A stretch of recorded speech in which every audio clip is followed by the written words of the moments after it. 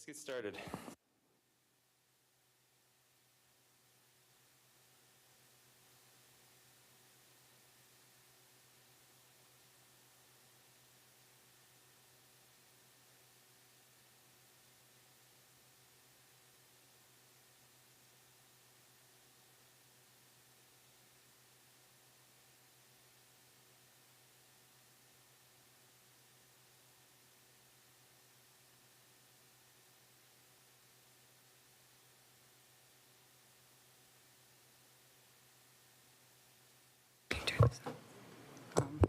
Good afternoon, everybody.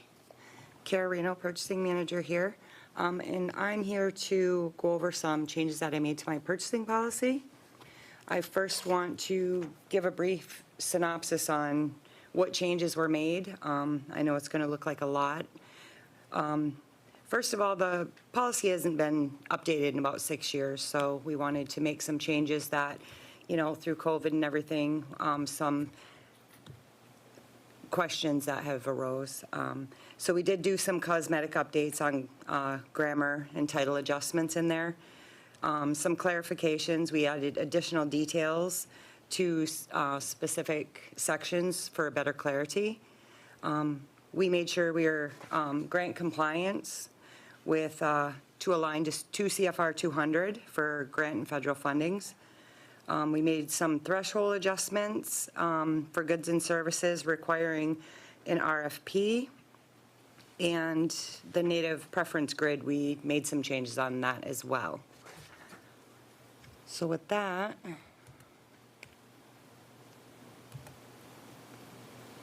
oops. So can we get screen share up? Because I recall looking at the code with all the red line changes. Yep, right Okay. here. I know Awesome. it's going to be a lot. Okay, I just wanted to make sure we're working on getting it up there.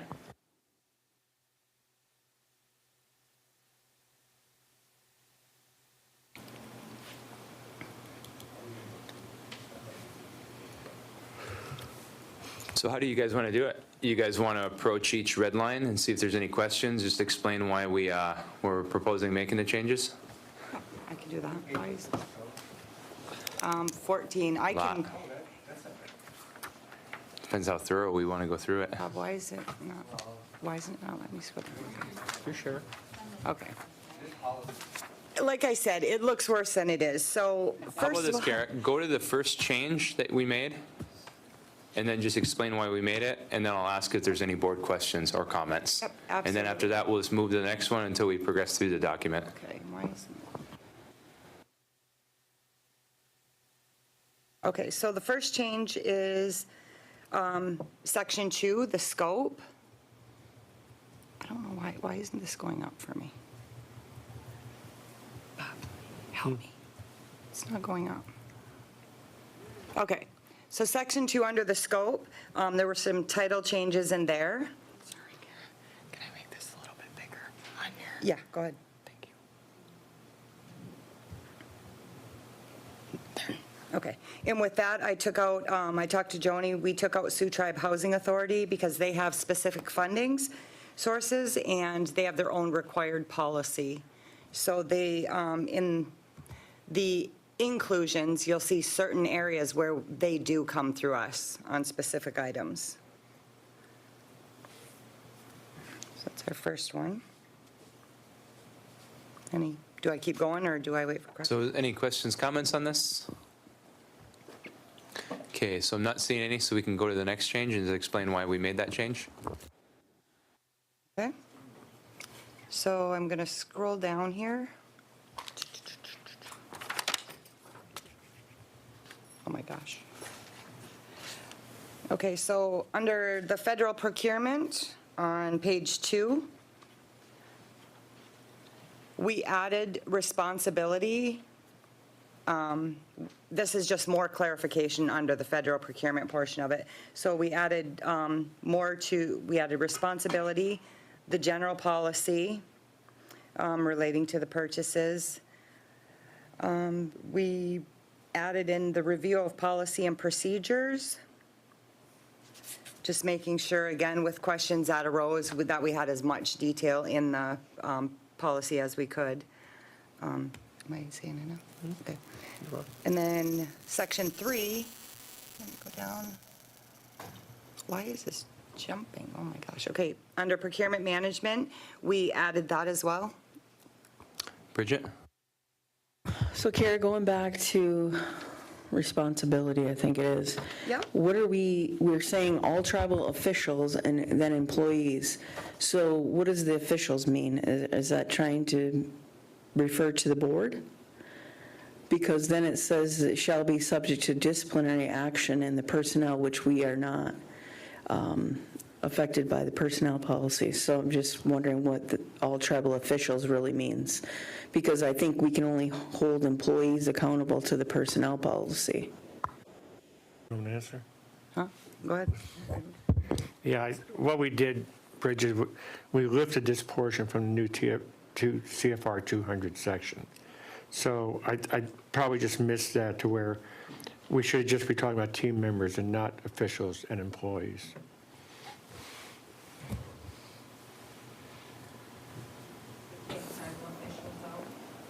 Adding just team members, correct? Yeah. Okay, I don't think there's any objections to making that change, so clean it up a little bit. Anyone else have any questions or comments right now?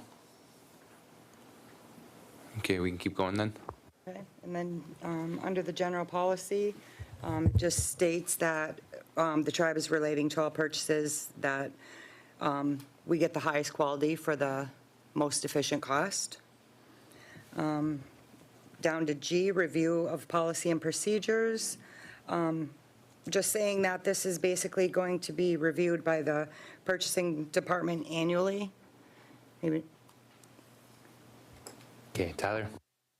I want to go back to F. So like, I appreciate the intent of this, but so far people are taking this as that we always have to take the absolute lowest bidder. I've seen so many people come back and say, oh, you know, we're required by purchasing policy to take the lowest bidder. It does happen. It's happened quite a bit here so far. I'm just concerned that us taking the lowest bid is not always what's in best interest for the tribe. Like, I understand why that may have originally gone in place, but we had this discussion not even a couple months ago, Bob, about people not understanding that they're not required to take the lowest bid if they believe the quality is better on the middle and higher bids.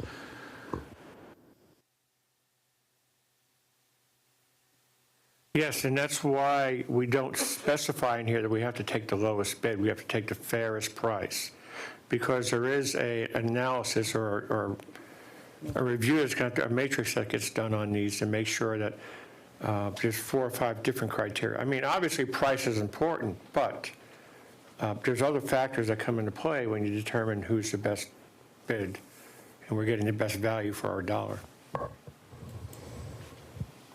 You done? Yeah, so I still just think that there is confusion in that about, you know, some people not understand, they think that that language means taking the lowest bid. And I don't know if there's a way to clarify that confusion with an internal memo or what. But like I said, like, going after the lowest bid all the time is not always in the best interest of the tribe. That's correct. I can review it and maybe put some different verbiage in there to clarify that more, because. Because then you'll just have, you know, what we'll end up having is people come in knowing that they have to make the lowest bid and then come back with multiple change orders throughout the course of a project, and the project may not have been as quality as what another proposal came to us. That's just my concern. I've seen it too much this last year to where we definitely need to address it some way, shape, or form.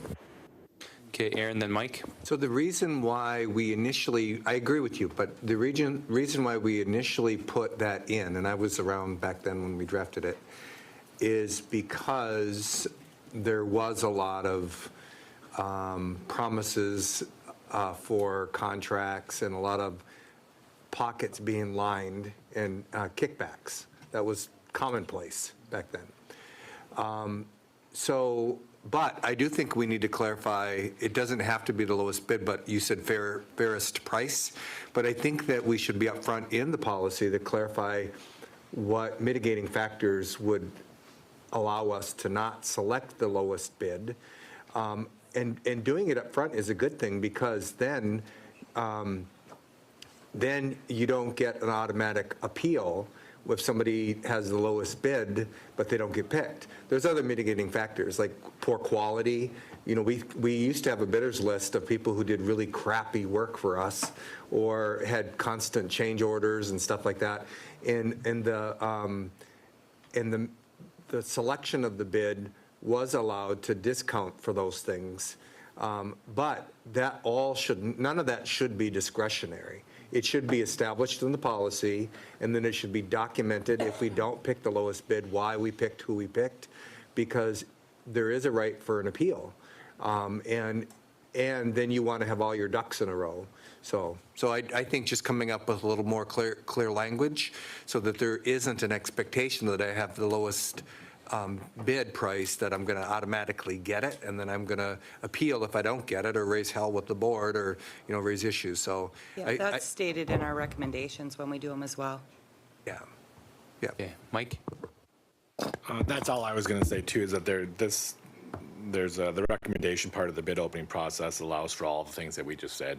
It allows for non-concurrence or concurrence, and then give reasons why. And it also gives options. I mean, who gets to do that? It's the tribal CEO, the tribal CFO, and the tribal casino CEO. I don't know, tribal casino CEO, but we probably should add the EDC to that list as well when we get there. But and health, I have that written down too. Yeah. So I think so long as when we get to that part, I think we need to add a couple to that list, but it does allow for non-concurrence, and I think that's where the majority of those things are going to come up at. Yield. Okay, we can keep going, Kara. Could I jump in real quick, Austin? Yep, of course.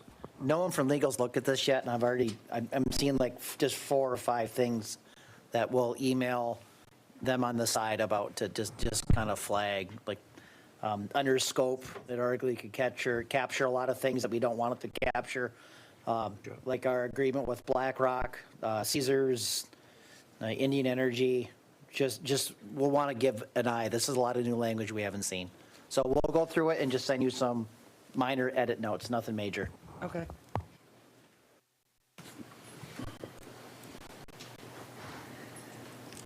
So under procurement management,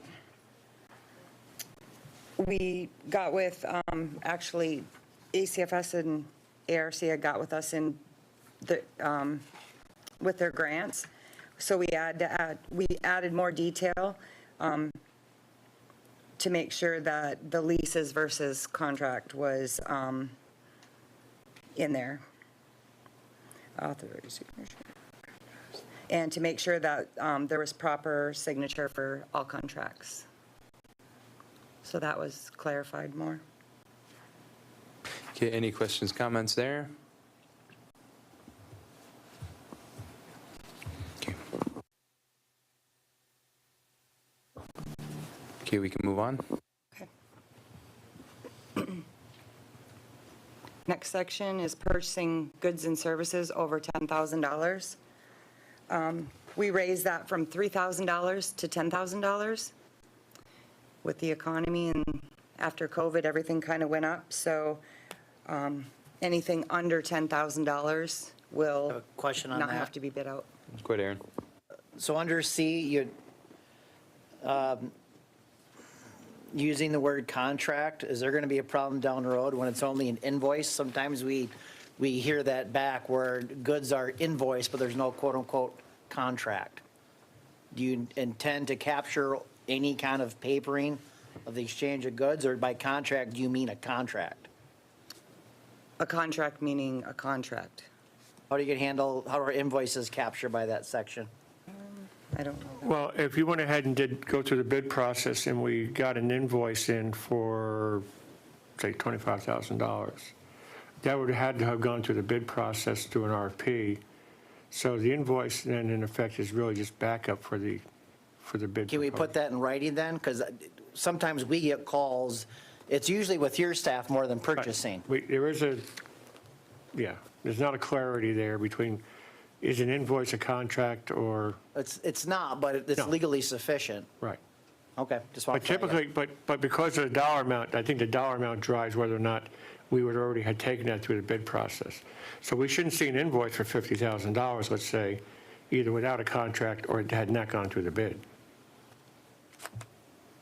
Say that again.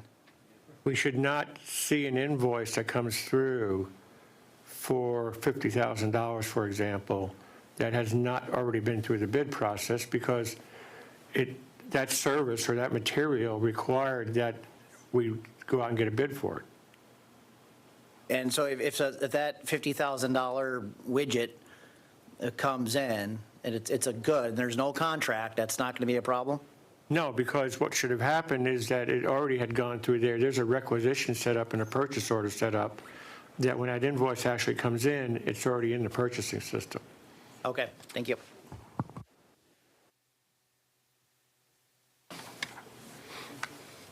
Okay, we can keep going. Okay. So basically, this whole section is raising the dollar amount from $3,000 to $10,000.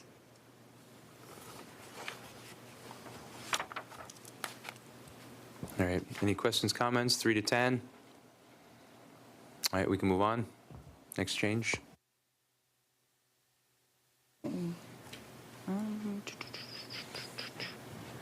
Okay, next section is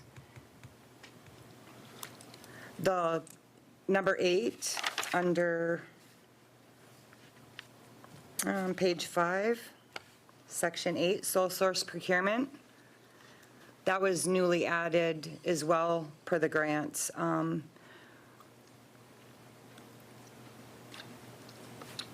It was questioned whether when we sole source, that purchasing and contracting actions of the tribe should be competitive whenever feasible and practical. So we added that in there. Sole source. I'm joking.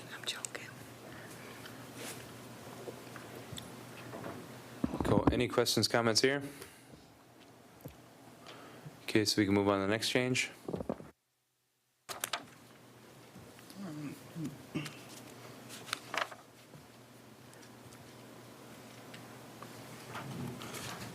Next section is on page 7.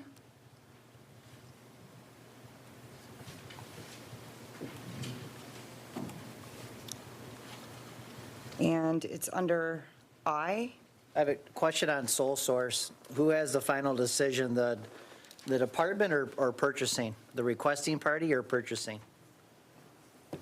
I think they would work in conjunction with each other that, I mean, obviously, the requester is going to know or should know what their market is. But what we're trying to do is, there are going to be certain situations where sole sourcing obviously is appropriate. Sometimes there's only one vendor for that good or service. All we were trying to do here was expand the language a little bit to say that, to define better how we'd work out the sole source. Okay. All right. So it really should be a combination of who the requester is and purchasing. Okay.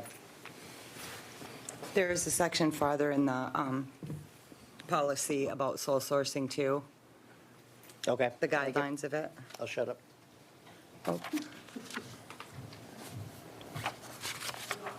right, Okay, next so the change. challenge, I'm requesting to move that from a 5-day contest period down to a 3-day contest period. Any questions or comments there? Do you think it would just speed up the process? Yes. Okay. All right, I'm not seeing any hands, so we can move up to the next change. Okay, so.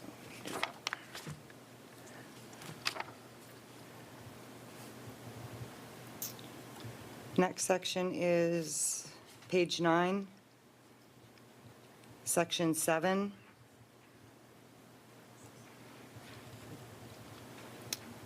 For the native preference. I can speak to that in that I went back and we looked at some of these percentages and whether they were significant or important enough. So I went ahead and just kind of recalculated and reassign the rates per threshold to try and make them more impactful to the numbers that we were trying to give the discounts for the native preference. So we were just trying to true that up a little bit. Yeah, something, Mike, go ahead. What were they at before, Bob? You know, They were, I think they started out at 2, and then they went 2.5, 3, 3.5, 4. Oh, okay. They Yeah, went I was just- 0.5s Did they there. shave off their bid? Okay. Right. Okay. Okay, any further questions, comments? Okay, hearing none, let's move on to the next change.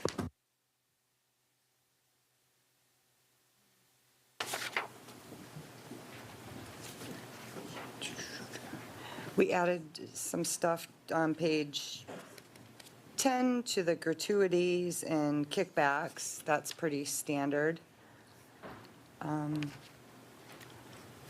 That was additional language also, that was in 2 CFR 200, so we just tried to expand on that scenario to comply with 2 CFR 200. As well as the next section, D, collusion and price fixing, on page 11. It was also additional language added. So what was that change?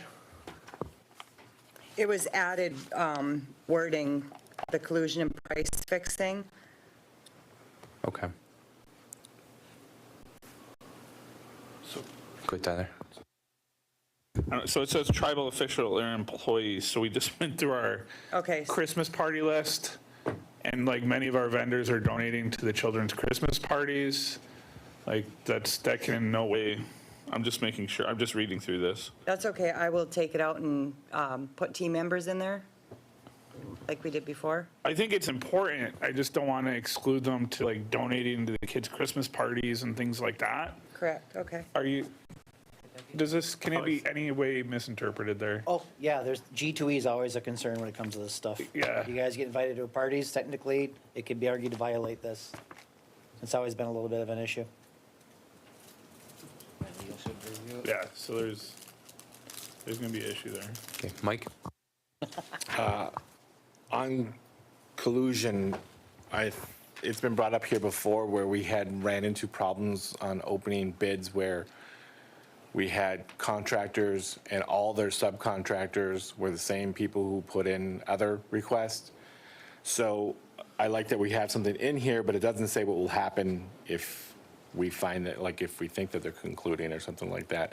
Are they going to be prohibited from the next things, or, I mean, maybe it's in a section coming up. I didn't get a chance to read through all this yet either, but I do think there should be something when that type of instances occur that, hey, we're not going to do business with you for X amount of time, or the next thing, or there should be something. And so I know that it was a problem. It was brought up here at this table that we had vendors that were, all the subcontractors had submitted proposals and they all just used each other as subcontractors. So 3 proposals came in, but they were all on it. So, and they just all divvied up little differences, and that's not really sufficing what this is intended to be. So I'm glad we got something in here, but there should also be, and maybe it's coming, but I just wanted to note that.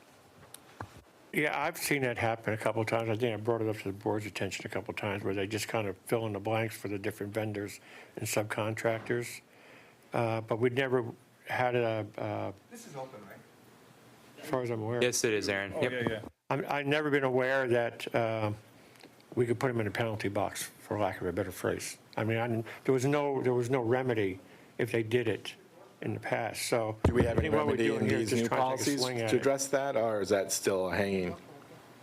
I haven't seen it recently, but I have seen it in the past. No, but is there any remedy built into this policy that we're looking at now, or is that still going to be potentially an issue? Because we're in public, we're saying that, hey, this can occur, we just give a roadmap on how to make it happen, so I just think that if we don't have anything in here, then now, I mean, this has still got to get addressed by legal anyway, so it's probably going to be coming back to us. And this was, this conversation here was in anticipation. We were going to have a couple or 3 different conversations on this. So okay, so long as we can include it in the next draft, then is something to consider as some kind of penalty for violating the policy on the vendor end. So Kira, after you get done making your changes per the suggestions today, if you could send legal that copy, because they're going to have to make some proposed changes as well to go through it. Okay, so we can go to the next proposed change right now? Next change is on page 12, under emergency purchases. And here's where we, again, made some title changes, and this will be, basically, it's, an emergency is an emergency, and you can proceed with it. Anything above 50,000 will require a formal solicitation, and this is where the micro purchase comes in as well. Again, I changed our micro purchase from $3,000 to $10,000. And then our small purchases will be between $10,000 and $25,000. And anything above $25,000 will be a sealed bid. I think, again, this will expedite the purchases, but they'll still have to come through purchasing in that small purchase area to proceed with the purchase. Any questions, comments there? Go ahead, Mike. Do we have anything in place that will address, like, if someone's trying to avoid this? Like, hey, it should really be bid out, but instead I'm going to break it up and I'll do 10,000, 10,000, 10,000. Is there anything in our policy that can cover, hey, in the last 30 days, was anything bid out similar from that same person? That way they're not trying to avoid the policy. Because you've heard rumblings of that in the past, and I just want to make sure if we haven't updated these in several years, now's a good time to maybe address that as well and say, like, hey, there was something that definitely should have been bid out, but they did this, this, and this. And I know, like, it's difficult to regulate and even try to address, but to not have anything too, I think would be detrimental. So if that's something you guys can consider and how to tackle it, I don't know the best approach. I'm just pointing it out. Yield. Aaron? So it's not rumblings, it's fact that managers in the past have fractionated invoices in order to avoid the $50,000 amount that requires a check registry to the board of directors. That's an act of deceit. It should be automatic termination. But whether it's in the policy for procurement or if it's in accounting procedures, whatever happened, Bob, with the comprehensive accounting procedures that were drafted up to deal with this and other things? Couple, 3 years ago, I believe we brought that package to the board. It was 150, 200 pages of policy and procedures. And it wasn't received well because it was so voluminous. I mean, it was so large. So then we got into COVID and we got into ARPA, and I put it on the back burner. This is me bringing it back out. I'm going to bring it back out policy by policy. Okay. In order to try and break it down to make it a little bit more, so that we can talk about it at the board level rather than looking at a 200-page document and saying. Okay, I appreciate that, because we want to make sure we don't throw the baby out with the bath, because I suspect some of the reason that it might have been lobbied to not pass it was because some of the people that were advising that this is how you do it, this is how you get it done, right? So, and you and I have had conversations about this with pressure being put on staff to do things that are, that really ultimately slip through the cracks so that the board can't detect it. So that's one thing. The other thing is this discretionary sort of, emergency bidding has been misused under JKL. Repeatedly for a period of time. Everything that was coming through for procurement was the supposed emergency where we wouldn't have to go through purchasing. So I think rather than leave a general sort of emergency clause, I think we need to define the terms or conditions when there is an emergency. Otherwise, everything's an emergency. And without getting into detail about what I'm talking about, there was a period of time where every single purchase through JKL fiduciary was an emergency, and then we weren't bidding it out. And then ultimately, we were sole sourcing, and one contractor was getting all the work. So, and that's fact. So something in the procurement policy that clarifies what an emergency is, and so that we take away some of the discretion about, just because a manager says it's an emergency, it should have to follow a test. What kind of test is there that it is an emergency? Thanks. Okay, Tyler? So I'll be careful in my choice of words here, so I don't violate this closed.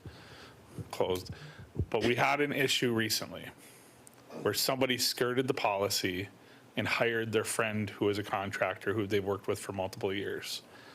And when we were asked if there was a way to track if this has occurred anywhere else in the tribe, we were told no, because ultimately it didn't go through any kind of purchasing policy.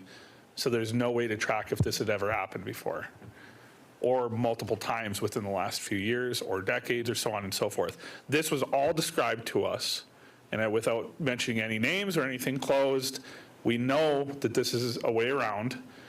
We're asking if there's a way to close that loop so that that doesn't happen again with anybody else, or if this policy addresses that, or if we need to go further. I think we need to go further. This is an attempt to try and close that down to where, I mean, obviously, when we were in the pandemic, we were in a state of emergency as a tribe, all right? That was a declared emergency by the board. But on the other hand, you do have the possibility of situations where there is a technical emergency. Let's say a building burned down and we needed to put it right back up. Well, it's an emergency situation. We have to go out and get what we need to do to get things done. But I think what we're trying to do here is take an attempt at trying to close that loophole up to make sure we're clear about what's an emergency, what's not an emergency. Yeah, I think regardless though, like what we should do to protect ourselves so that there is paper trail of all this, because there was no paper trail of that one. And when we asked further, you all said to us there would be no paper trail because they never came through purchasing. So my question would be, in order to prevent this from happening again, would we not want everything then that's contracted to go through both legal and purchasing, whether it has to follow purchasing policy or not, but just to document that paper trail? Or is that going too far and making things difficult? No, I think it's very simple, just, Yeah. even as an emergency, it goes through her, and she's aware, she signs it, and it's easy. Yeah, so I think all contracts should be at least sent to legal, so they have them on their desk, and viewed by you. Does it have to go through our policy? Yes. Then you do the policy. No, you have documentation that that purchase happened, and that'll stop us from going through what we just went through and then finding out that there's no way to find out if this happened any other time in our history. It'll put an end to that. So if there's an emergency situation, obviously, we won't have time to go through an RFP process. But if there's not an emergency process, then we shouldn't be selecting vendors. We shouldn't be cherry picking them. I was contacted by a contractor a few weeks ago when I was trying to get more money for the Christmas party. I won't mention who it is, and that contractor said, I'd like back in the game, I'd like some jobs. And my response was, then win a bid. It's as simple as that. You know what I mean? It's as simple as that. You didn't ask for $20,000 for Christmas presents? I didn't ask for anything like that, but yeah, it's very simple. You want to work for us, you have to be able to provide that service at the lowest price if you do good work, right? Back to what Tyler said, so. I think if we put some more better lockdown language in there, we can work with Aaron's group. That's easy. and- I had one more question on emergency. So we've included the 50,000 and then the 10 and then the 25. Was that run by the departments, like whether it be the casino or health, to make sure that number works, or did we just come up with it? No, that number is compliant with 2 CFR 200. Okay, and how does that impact the casino then? The casino, if they come through purchasing, we figured they would follow our guidelines. A lot of times they have CapEx and it's already, their money's already there. So the 50,000 won't block the casino from an emergency purchase over 50 because of a CFR that doesn't impact the casino, correct? That's correct, because what would happen there is they would have to come through the process of the board approval, because it's over $50,000. Okay, so let me back up. So I know they have emergency expenditures here over 50. This stops them. Did you talk to the casino about it and make sure it works? I don't want to hamstring the casino because they don't know this is happening. No, neither do I, so I don't know what we've done. So I suggest maybe they get looped in on this one. Okay. So we don't unintentionally harm them.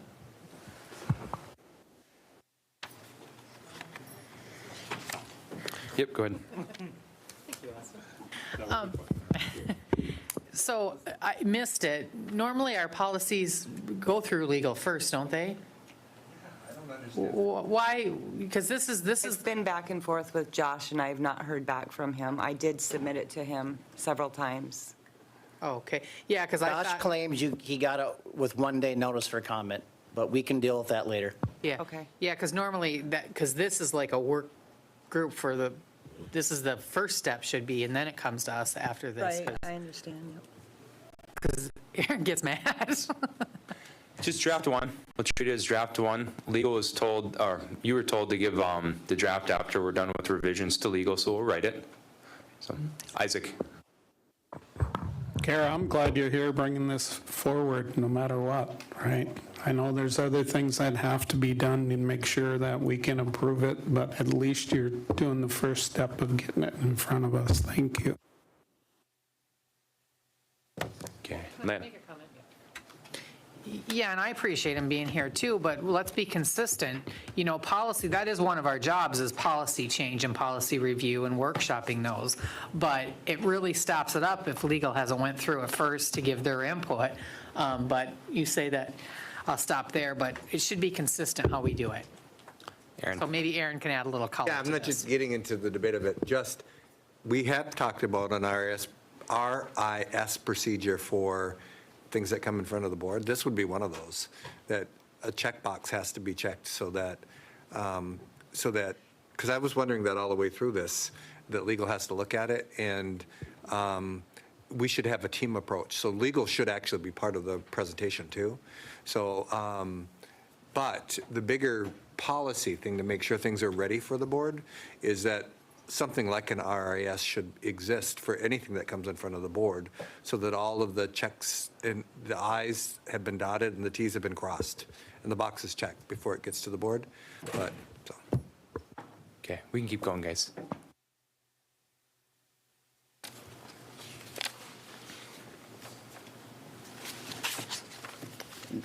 That's pretty much it for the policy portion of it.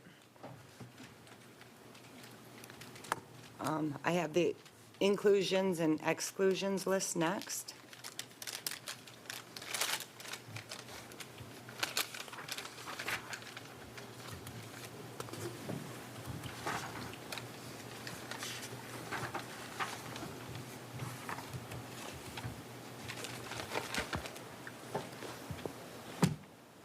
Okay, you all set? Okay. Is it up there? Oh. Hold on. I suppose it helps if I share it.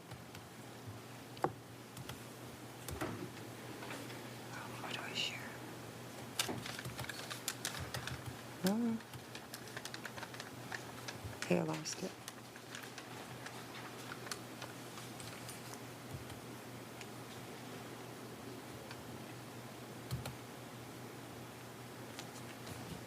Why is it not pulling up?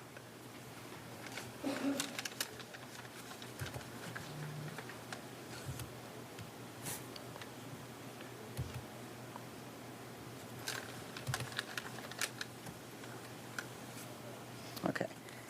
And here again, just on the inclusions, we changed some descriptions and a little bit of wording. Nothing was really added to the inclusions. It was more, a couple things were taken out of it. And I can explain that on the exclusions if no one has questions on the inclusions. So what exact changes were made in this area? This area, we did some title changes. We added technology equipment. We added and changed some wording in the bullet points. Under bid openings, the Housing Authority, sanitation, wells and septic, and housing and property management as requested. That was changed. Okay, thank you. Isaac has a question or a comment. Yeah, why was the technology added? Just curious. Added as an inclusion? Yeah. That was just changed from electronics to technology equipment. I changed the title on it because it was some of the phrasing in here was 8 years old, and I just decided to upgrade the Okay. wording on it, that's all. Thank you. Okay, anyone else? Okay, we can move on to the next change.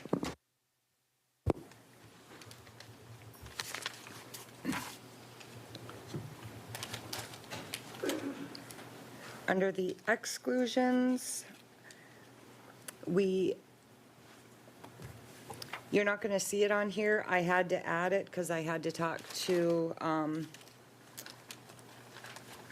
Alex. The tribal golf courses, they do their lawn maintenance, their clothing, their beer and liquor. They're set up with FinTech. So they are excluded from it. We put them on there.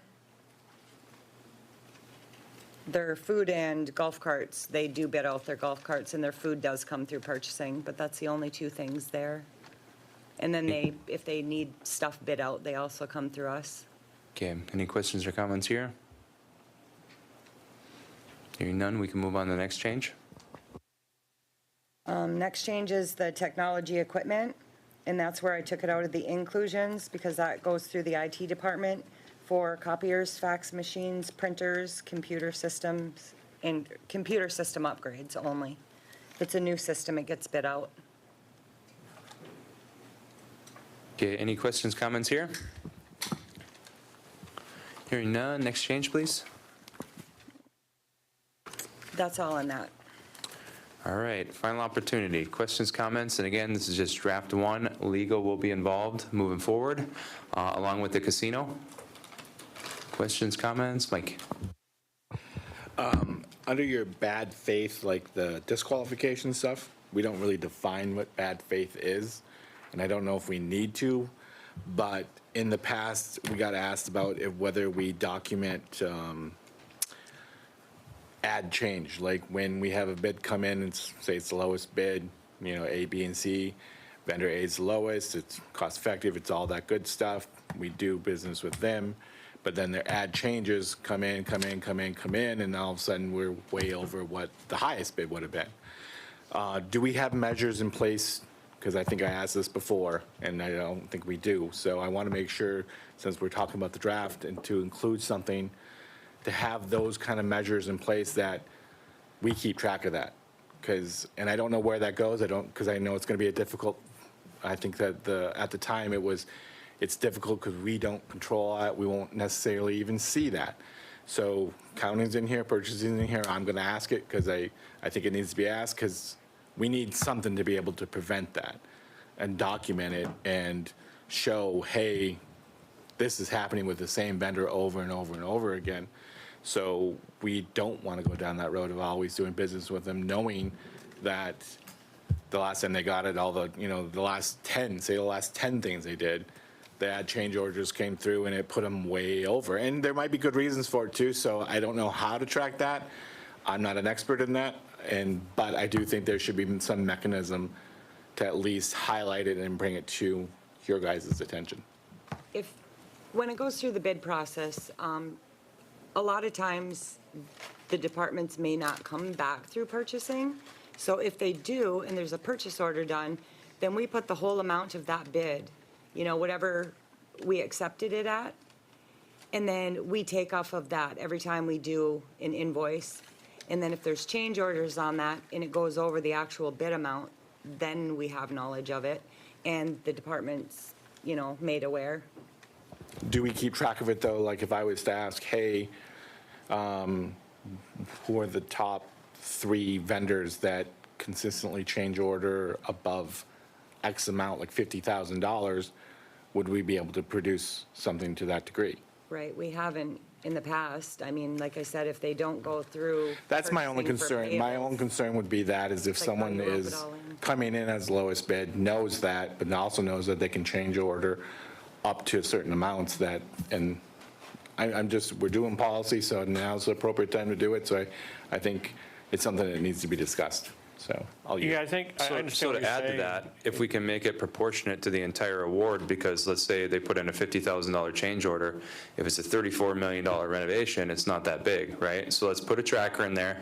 That way, if people make allegations that contractor A puts in change orders disproportionately compared to the rest of them, you can look at that tracker and say, well, that's factually inaccurate, because we keep track of that, and that's a load of BS, right? Can we get something like that built? And then if there are change orders, then we can put in there an explanation like, okay, well, we ripped out the drywall and there's extensive black molds, we had to do remediation. Or, you know, we started ripping up the Riverside Trailer Park Road and there's way more problems with the sewage system than we anticipated, you know? That way we know whether or not it's the contractor's fault or if it's just neglected property and needs more work than we originally anticipated. Yeah, I've thought about this a lot over the years, and when we were doing ARPA, I mean, obviously, it was all just get the money out the door, and we had to do what we needed to do. Now that we're going to, you know, we're post that, I think we need to look at those kind of things. It's just, how do you identify and how do you quantify it? So I think, yes, I think we should do that. I mean, I totally agree, because we do have somewhat repeat offenders, let's say. People who bid half the price of a job knowing they're going to go mark it up as soon as they get on the job, okay? And there are realistic reasons for change orders. I pulled the wall down and there's a bunch of mold behind it. I didn't know that. So, you know, we try and watch it as best we can, but it's more of a, we found it, or it came to our attention than we were looking for. But maybe we should start keeping score of how this is happening and how much it's happening for. Okay, so I have a list. Lana, Aaron, Isaac, did I miss anybody? Okay, and pretty soon we're going to have to move on from this and do the unused commercial licenses because we're getting close to that time. Well, okay, yeah. Bob, I'm so glad that you made the comment that you just made saying that there is repeat offenders. And I think that's, not to speak for Mike, but I distinctly remember this conversation that we had at least a couple of years ago, and maybe a couple of years ago from that, that this has been a chronic problem of people bidding a job, underbidding, and then getting change orders. And we've seen the numbers before. It's been a problem. So recognizing that, and also recognizing the stuff that Austin is talking about, the bigger the project, the more change orders there may be, that's justified. Mold in the wall, whatever, have to rip up a road or whatever. But to address the issue of it being a problem with repeat offenders, that's what needs to be tracked, that's what needs to be justified, and that's what needs to be looked at when there's a recommendation back to us stating, we think we're recommending this job. Okay, you're recommending this job, but there's $500,000 in the last job that they overbid, or they underbid. So something to track that, and this isn't the first time we talked about it. It's not the second time we talked about it. This is probably the third or fourth time we talked about it. So I think that something needs to be put in place there, and because that's a concern when, Bob, you use words like repeat offenders, you acknowledge that. So that's got to be addressed. So hopefully you can bring something forward stating that, you know, this is how we're going to track it, and when a recommendation is brought to you guys, we're rock solid on that recommendation and protecting the assets of the tribe that way. So to piggyback on that, can you send us an email who the repeat offenders are so we know that when we're awarding contracts? From this point on, or go back and, yeah, I guess. Let us know who they are. Okay. That way we know who they are, right? I mean, what we should probably do then is put some kind of report system in place to where, say quarterly, here's a list of all the bids that we gave out, and here's the end results of what we ended up, what the final costs end up being. We can keep track of it that way, probably be the best way of doing it. Let us know who the repeat offenders are, though, who they have been. Okay, historically, now, whatever. There's only really two contractors that usually get awarded jobs and they sub them out. You know what I mean? If they're one of them, let us know. If they're people that we don't do as much business with anymore, let us know. Aaron, then Isaac.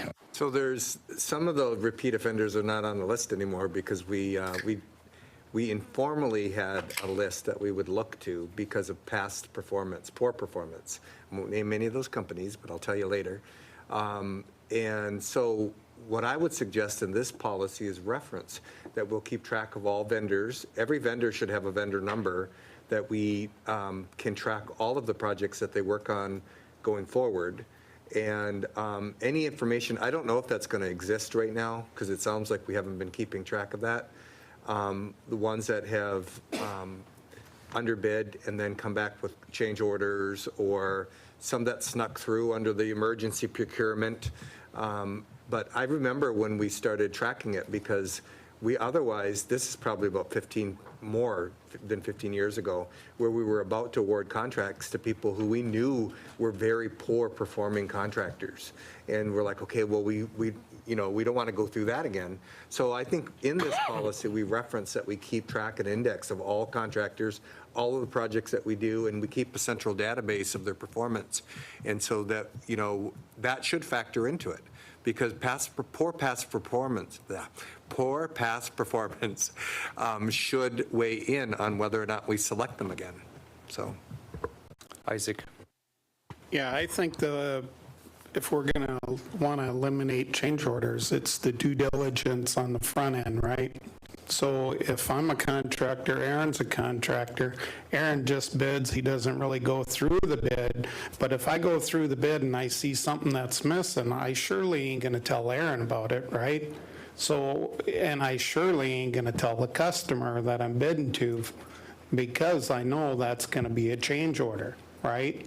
If I give Aaron knowledge of how I'm going to bid the job, then he's going to dig deeper maybe and find out why that is. So I think when you say there's repeat offenders, are they adding additional work to the contract, or is it a bad design, right? I think a lot of it comes from the design, right? If you have a design and there's things in there that, that contractor knows isn't covered in that design, you're going to get a change order. That's pretty typical, right?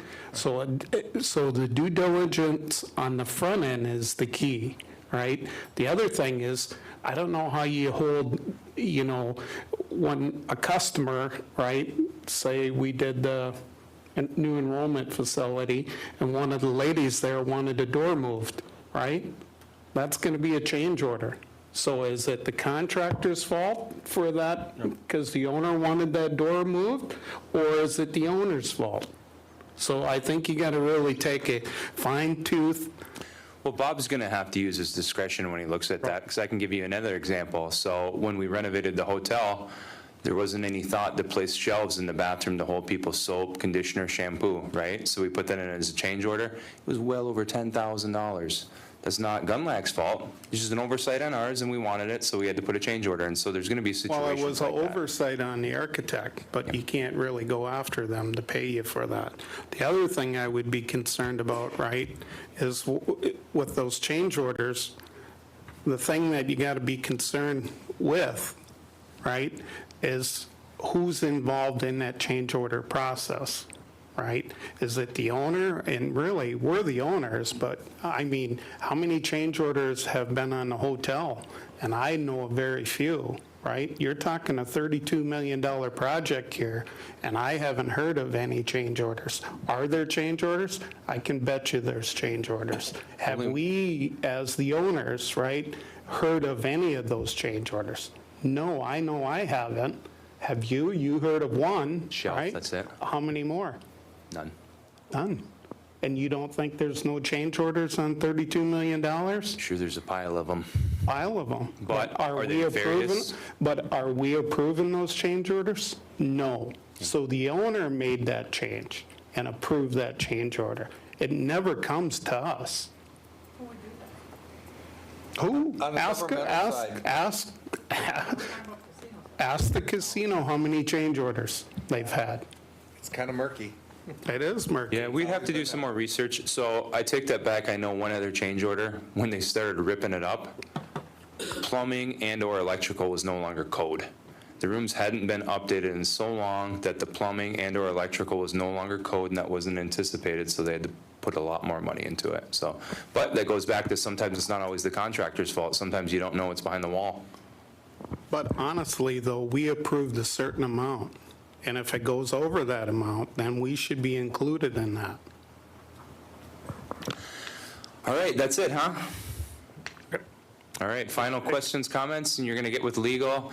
So before I ask that you guys get with the casino, on second thought, let's get with all the departments that could be impacted by this. If we're going to change it, let's change it right. Let's have all the voices at the table. So I don't know how you guys set that up, but after you get all their feedback, when you got a second draft, bring it forward and we'll review it again. Okay, I appreciate it. Thank you. All right, so the next item will be unused commercial licenses. Let's take a 5-minute break and we'll jump into that.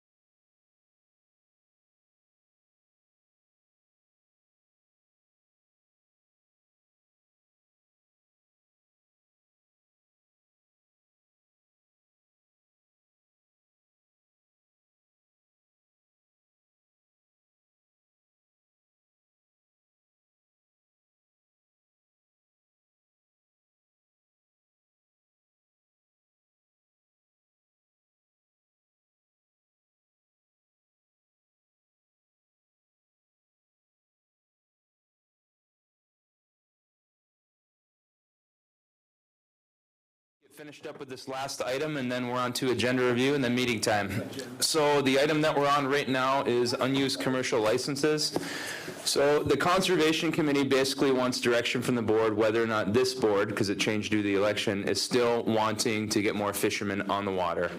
So at the end of this conversation, I'm going to poll the board to find out whether or not that's still the consensus, and if so, the Conservation Committee is going to get together and come up with different options on how to do that. So right off the top, you could remove the cap on commercial licenses. You could force unused licenses back into circulation. There's a couple things that you can do, but before they spend too much brain power coming up with those recommendations, they want to know whether or not we're still supportive of doing anything like that. So take it away, gentlemen. Thank you, Chairman. Yeah, so last year in the spring or summer, we had come to the board with the issue of the unused licenses. At the time, and I think it's still pretty accurate, there were about 20 licenses out there that the families were paying the fee every year, but not actually being fished. And then there were like 7, quote, limbo licenses that could revert back to the tribe, but just for whatever reason didn't fully revert back to the tribe. And the discussion at the time was, what do we want to do with any or all of these situations? Do we want to start, because right now we're not issuing and have not been issuing any new licenses, unless it's a license transfer from a fisher to a new fisher. And the board's direction at the time, in my recollection, was to start developing some policies, some policy options to start providing more new opportunity for fishers who maybe want to get into the business and the industry, but are unable to right now because we aren't issuing new licenses and have a license cap. So as Chairman Lowe said, the kind of the general options on the table, and it can be a combination of these, it doesn't have to be one size fits all, is discuss whether we want to change or eliminate our 67 license cap that we currently have. It's self-imposed. It's not imposed by this decree. It was agreed to in the 2000 decree and imposed there, but it's not in this decree. So right now it's a fully self-imposed decree that we have, or a fully self-imposed license cap. Whether we want to create some kind of policy that sets more stringent guidelines or more clear guidelines on how unused licenses that maybe aren't being actively fished after a certain number of years maybe would revert back to the tribe and then be opened up for a new fisher. So those are kind of the two general paths that we've been discussing with the Conservation Committee. But like Austin said, we don't want to go down a path that the Board of Directors no longer wishes us to pursue and spend a lot of time and effort into building something that as a tribal government, we decided is not a priority. All right, so I have Lana's hand up, then if anyone else wants to contribute to the conversation. So Lana, let me write this down here. Keep your hand up, guys. Okay, just so I'm clear. Hold on a second. Lana, Oh, Mike, Cam G, Aaron, anyone else? Okay, go ahead, Lana. okay. So I'm clear, we have a cap of the 67 licenses. You said we have 20 inactive licenses. That means they haven't put in a fish report. They're inactive for a period of, how are you coming up with that? Yeah, some of them have been, quote, inactive for years. They've been paying the annual fees, but Just paying their annual fees, no haven't fish fished in reports. a number Okay. of years. Yeah. I want a clear thing on this. And then 7 in limbo license, what's that mean? Those are licenses that maybe the license holder Passed away, or didn't pay their fees. didn't pay the fee, but we didn't take the steps to officially revert that license back to the tribe per our code provision. So those are just sitting out there, and then you say they're not available right now? That's the first I've heard, that they're not available once, They're, No, not that they're not available, Anna, that we haven't been issued. that we haven't issued, like we haven't taken any steps at administrative level or the board level to issue those licenses. Like we haven't done notice that there's X number of licenses available. So when someone calls, because this is real important, because I got a history here. When someone calls and says they're interested in a captain's license, and we have these 7 in limbo, what is the response to them? well, current, Bob can come up. We get called in asking if there's any licenses available on our end, there are not. they're laying with the board, so, I mean, we can't activate them outside of something here by the board, and I apologize, I'm losing my voice. Okay, all right. So that means we have, okay, so 20 inactive licenses, they haven't turned in a fishery report for years, 7 in limbo that are still sitting in people's names, and then 40, so that means there's 40 active licenses out there. Roundabout there, yes.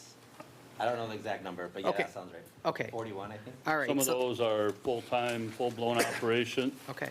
Some of those are full-blown operations, some of those are just guys that might go out during the run or on a weekend. And but I'm they do not just file boring reports. you, because when I have a lot of we have a lot of fishermen in our unit, so they're going to ask these questions. I need to know for sure what I'm talking about to date, because I know that we've always had a chronic problem of, inactive fishing licenses, and they just pay their $100 fee. So I wanted to get that clear first. And one then- thing, Lana, just to supplement my answer earlier, when you asked if they're not open to be fished, right now in chapter 20, section 102, we have issuance of new commercial fishing licenses is closed unless opened by action of the tribal board of directors. And we've not, from the committee level, come to ask you to open it, and it's not, I'm not sure when that was put in place, but it's not ever been reopened by the board to issue new licenses. Okay. I just remember in the past that when we had people that wanted, and that's when Schleober was just the lead counsel, senior counsel. I don't know where he's at. But he, we'd always send everybody to him, and then he'd work it out. But, so that's there. Okay, so I think I got that, and then I'm going to listen. Okay. If I could comment on opening up, just taking the cap off too, that has to really have some thought put into it, because you could go over your allowable catch limits. You're going to have guys out there that are livid because they paid, even though it's not their license, it's the tribe's license, that they may have paid $15,000, $20,000 for an operation, and now somebody can just get one from over the counter. That's not going to fly very well with them, obviously. So to just say, okay, we're going to open it up and anybody can get a license, you got to think this through before you go with that.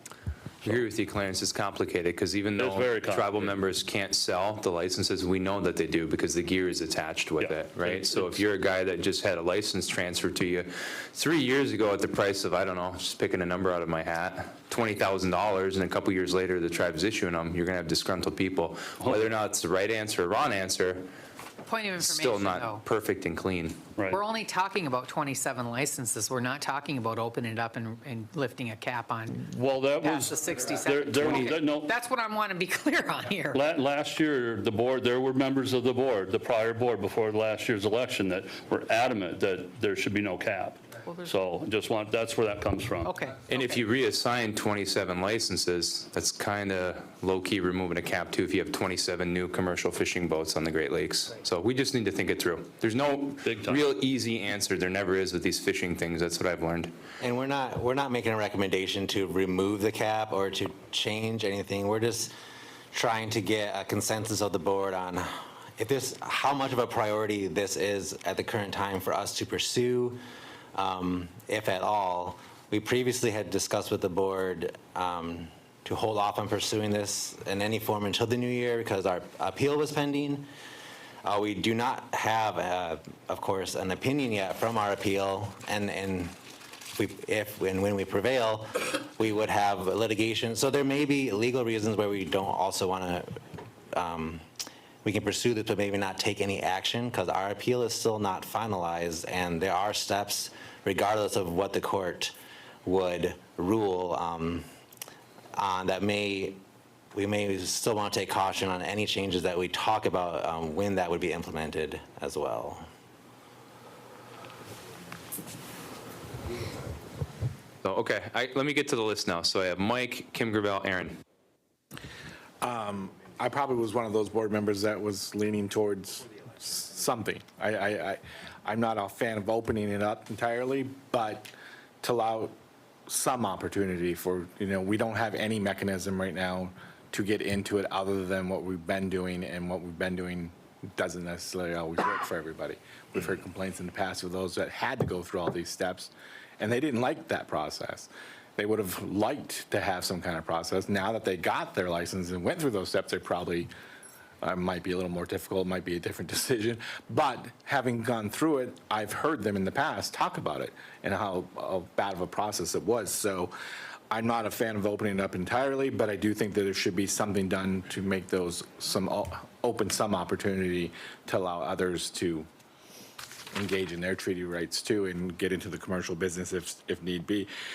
You're saying we have seven that we haven't triggered the mechanism to take them back. And I guess my question would be is if we have policies in place there, I could see one or two maybe being in limbo, but to have seven in limbo seems like maybe, are we not pulling the trigger because this discussion was happening? So we're just trying to see, because to me, there's some opportunity right there. It's not a huge number. It's not, it would be nice to see if, and I get that there's going to be a lot of this. Of course, anything we do is going to open up to, hey, we might have to look at how we're allocating the lakes, right, and the pressure and what we're doing. But I don't think avoiding opening the opportunity is worth us avoiding that conversation. That's the conversation we need to have in conjunction with this is what are we going to do if grade, MH12 does get hit up too hard? What are we going to do? So I understand that. I'm glad that you guys are bringing it forward because that is going to be a lot of work.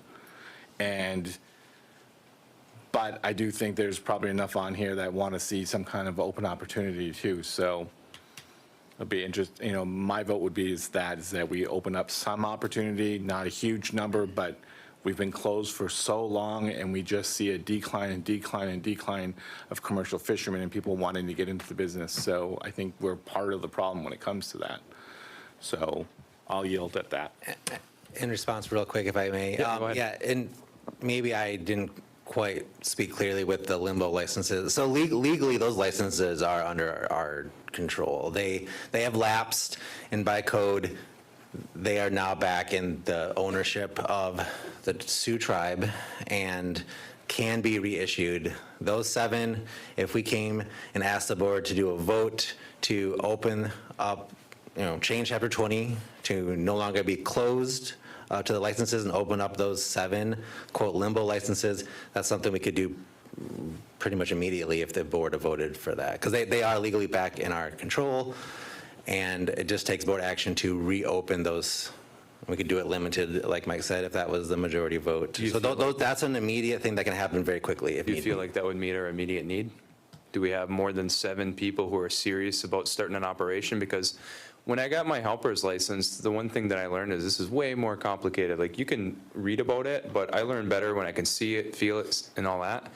And, it's difficult. Number one, you have to have the equipment. Number two, you have to have someone to buy the fish, and people aren't buying lake trout right now because there isn't a demand for it. And for some of our fishermen, that's exclusively all they catch, right? And then you have distributors and wholesalers who aren't buying from fishermen anymore. So it's like, all right, let's say you haven't been mentored in this and you're a self-teacher and, you can find the fish. What are you going to do with them from there? You know what I mean? So are there 7 people out there who are really capable of doing this, who have maybe been a helper in the past or come from a fishing family, know the lifestyle and what's expected of them to make it in this? Help too, getting help that's another factor. And I think the 7 licenses was there 2 large boat or 3 large boat and the rest were small boat? I mean, a couple of them would be like a trap net operation or a tug operation, and a couple were, and the rest were small gill net licenses.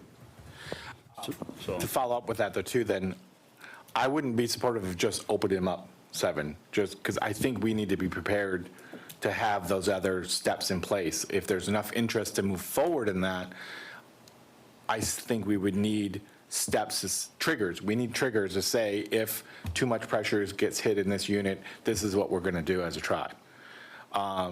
Without those, I wouldn't support just opening up 7 or any additional effort unless we go through and have those triggers in place that say, hey, we're going to make sure we don't prevent any over harvesting and we stick to our side of the equation on all this. So But again, that is a whole lot of work, and if there's not enough interest on this board to, to go that route, then so be it. But I wouldn't just open those up unless we had those triggers in place, because I think that would be irresponsible on our side, so.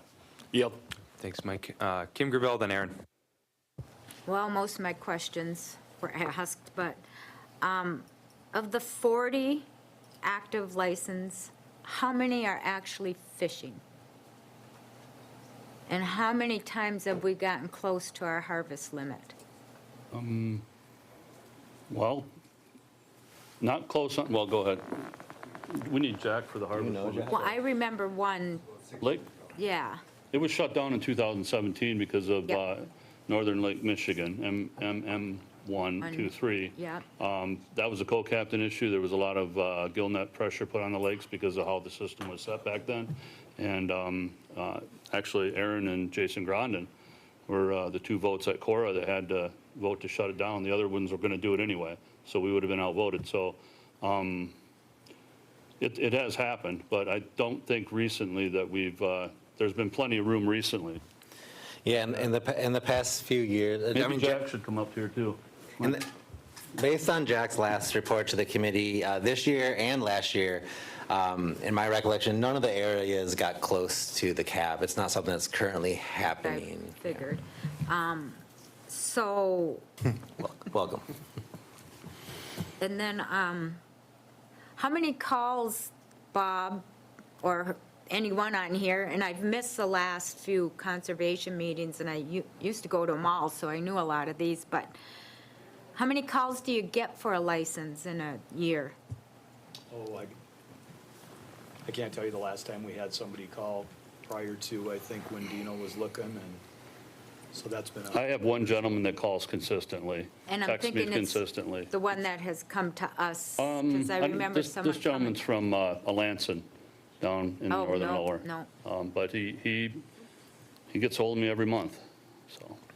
Yeah, to Austin's question earlier, if we open up these 7, or we open up 3, or whatever number we may open up down the line, it's hard to tell. It's hard to tell how much interest we'll have. There might be some helpers, some current helpers who want to try to be a captain. There's at least one maybe that's calling. But if we do set something up in place and advertise that there's open licenses, which we haven't done in decades, right? Oh, yeah. There might be way more interest than we anticipate. It's just hard. It's hard to know because we haven't been in that situation where we're issuing new licenses in a really long time. Right? Well, I think the 7 is the simple fix right off the go, but you said there was 2 large commercial ones? It is 5 small, 2 large. Okay. And then with those, does the equipment come with those licenses since the people have passed away? Right, that just goes to their family, correct? Unless if it's part of, no, if it's the 7, there's no equipment. There's no They equipment. would No probably- equipment, yeah, that's they'd have people's to find personal their property. gear and Okay. bow and everything. Okay, so you're going to have 7 open licenses, and these people are going to have to buy their own equipment, which I don't know if they realize how much that costs. But some might be, like you said, a helper that might already have stuff that he wants to go off on his own. If it's a small boat operation and they have, they know people with nets and, you can get out there with a 20-foot boat and hand pull it if you want. I mean, you're going to find out real quick how hard of a job it is. And that's what I was going to say. How many people do you know that did it one year and never came back? Lots. Not only that, you have to catch fish to be able to pay your help. Most fishermen are giving their helpers a portion of their catch, and if you're not catching anything, then you don't have anything to pay your guys, and they're going to quit working for you really quick if you could find guys to work for you to begin with. Yep. Okay, I think that was my question. Well, no, I had one more I didn't quite get an answer. Out of the 40 active licenses, how many people are actually out there fishing out of those? I thought it was only like 6 or 7 a few years back. I think it's under 20. I mean, So I don't think we'll ever hit our limit because it's dwindling every year, oh, yeah. But if we can get some new blood in there, it might bring our fisheries back. So I think the 7's the easy fix, but like Mike said, you got to make sure there's some triggers in place Right. in case things do start getting overfished. Okay, you all done, Kim?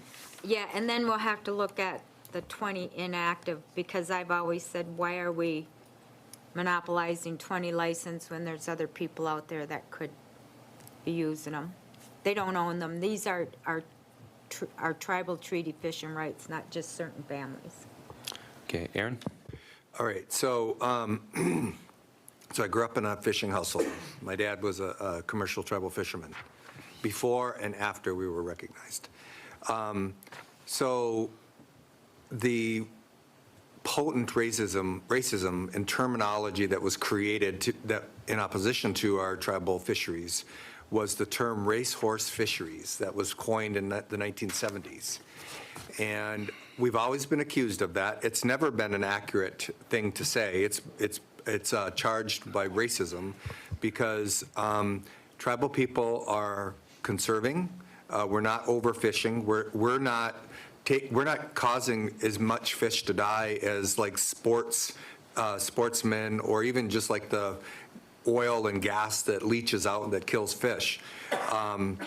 And whether we have to comply with a bag limit or total allowable catch or a total number of licenses, because we're not a party to this current decree, belies the fact that we are still Indian people, we're still fishers, we're still conserving of our natural resource. It's in our best interest to not overfish.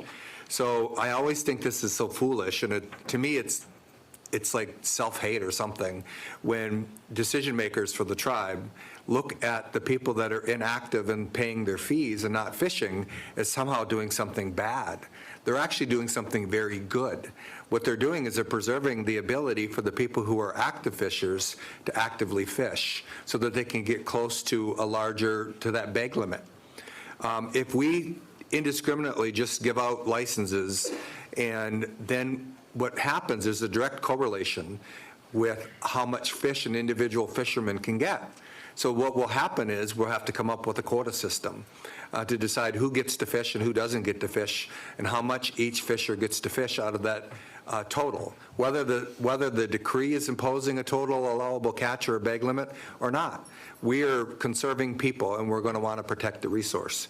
So the other thing that I always thought was foolish was those who looked down on the people who took the conversion to the trap nets, because they also lessened the burden on fishing for everybody else. They did us a favor. So the people who are paying their licenses every year that aren't fishing are doing us a favor because they're not overfishing the resource, which is a value of ours as Indian people. So the first thing that I said when I saw this email was, when did this come up? Was this during a campaign year? And somebody already said it. A couple people acknowledged it was during a campaign year. And it's usually people campaigning who don't understand the nuts and bolts and the complexities of Indian fishery. So the one thing that I think I could probably agree with, though, is reissuance of the 7 licenses that are already reverted. They're back to the tribe. And the only way I can think of to do that would be a lottery and let people compete to get those, because there might be a big influx of, and I don't know how else you would do it. Would it be first come, first serve? So if you heard about it first, you got in,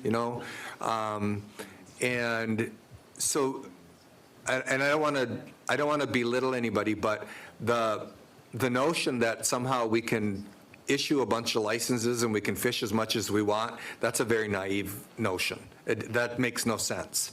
So I think, if anything, if we were to look to figure out a fair way to reissue those 7 licenses, and let me also say, we have been here before. For 25 years, we have this conversation every election cycle. We get to the point where we talk about, well, how are we going to reissue these licenses? We come back to, well, let's talk about a lottery.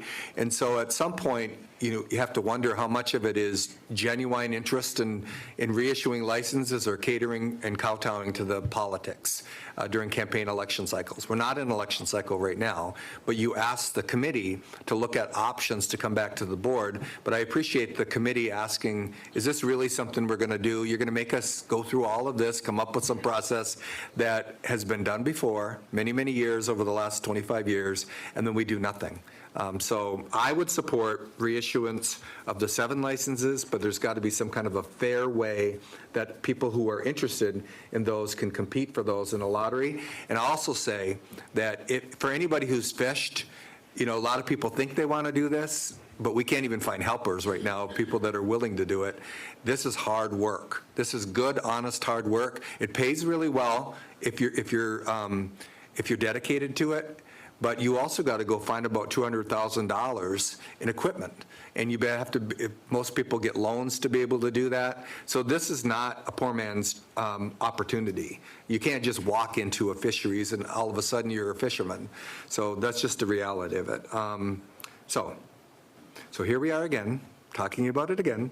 But I do think that we should be clear to the committee so they don't do a bunch of work if there isn't enough support. So when we do the poll, do we want to lift the cap? That would be one question we should poll on. No, so we're going to poll whether or not we want them to examine this, then they can come forward with the recommendations. I think that's how we should do it, because maybe they can come up with something better, and if they're going to be advisory to the board, let them be advisory. Otherwise, let's just vote on reissuing the 7.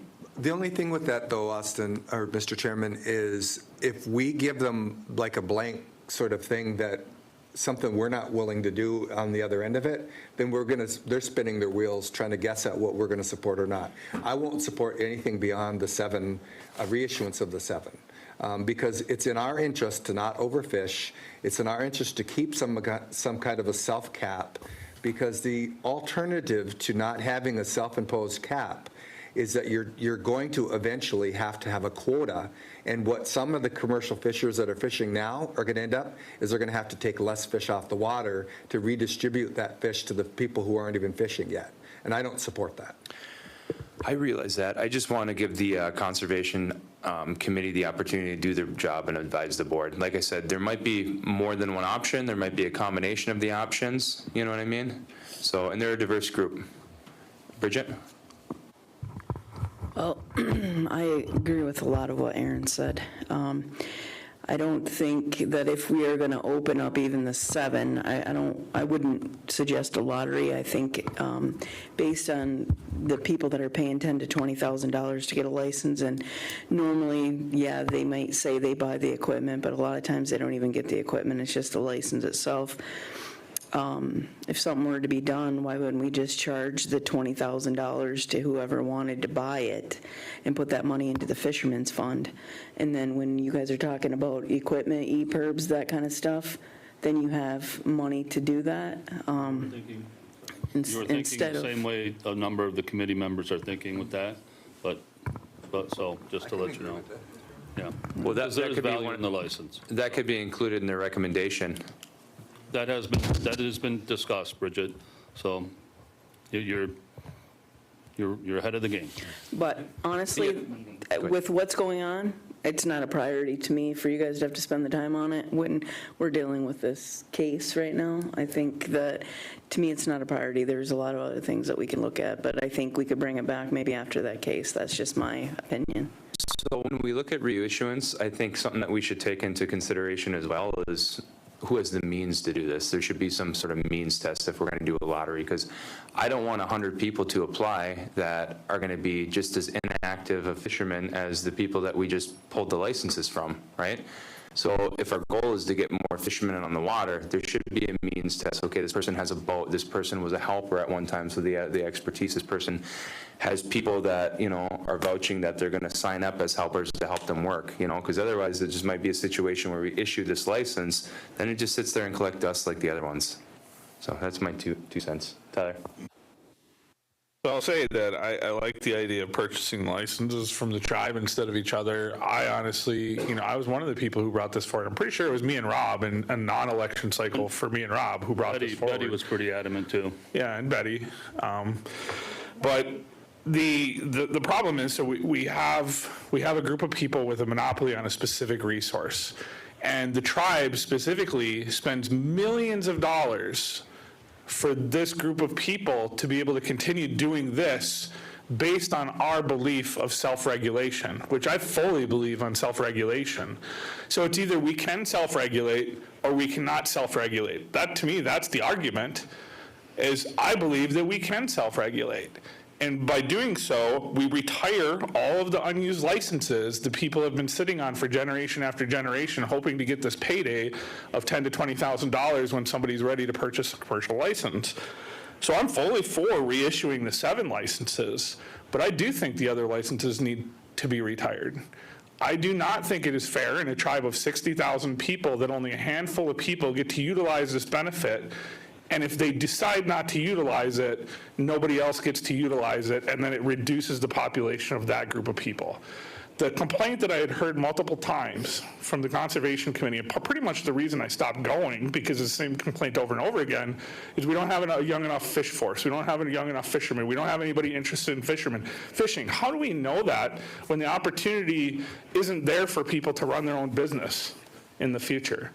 So I know I'm stepping on a lot of toes. I don't care. I'm trying to do what is right. And to me, what is currently in place does not seem like what it is right for the majority of the people or even for this program.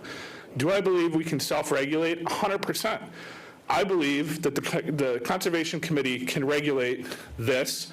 And I believe that if there was ever a danger to the resource, that the chairman would step in and stop it immediately because he has that power and capability. But as far as I understand, based on our lawsuit and the litigation so far, there is no danger to the resource currently. We're doing pretty good. And my thought behind this is that it should not be a select group of people that just get grandfathered in over and over and over and over again. There has to be a solution to that. And I may be in the minority on this one, but I still believe it's what's right. Yield. Aaron. Okay, so you just said a few things, Director LaPlante. So the premise of having a fisheries is that we effectively manage the resource. And built into that assumption is that we don't overfish the resource. If we don't effectively manage the resource, ergo, if we overfish the resource, then we provide a legal opening for the state to take over management of the resource.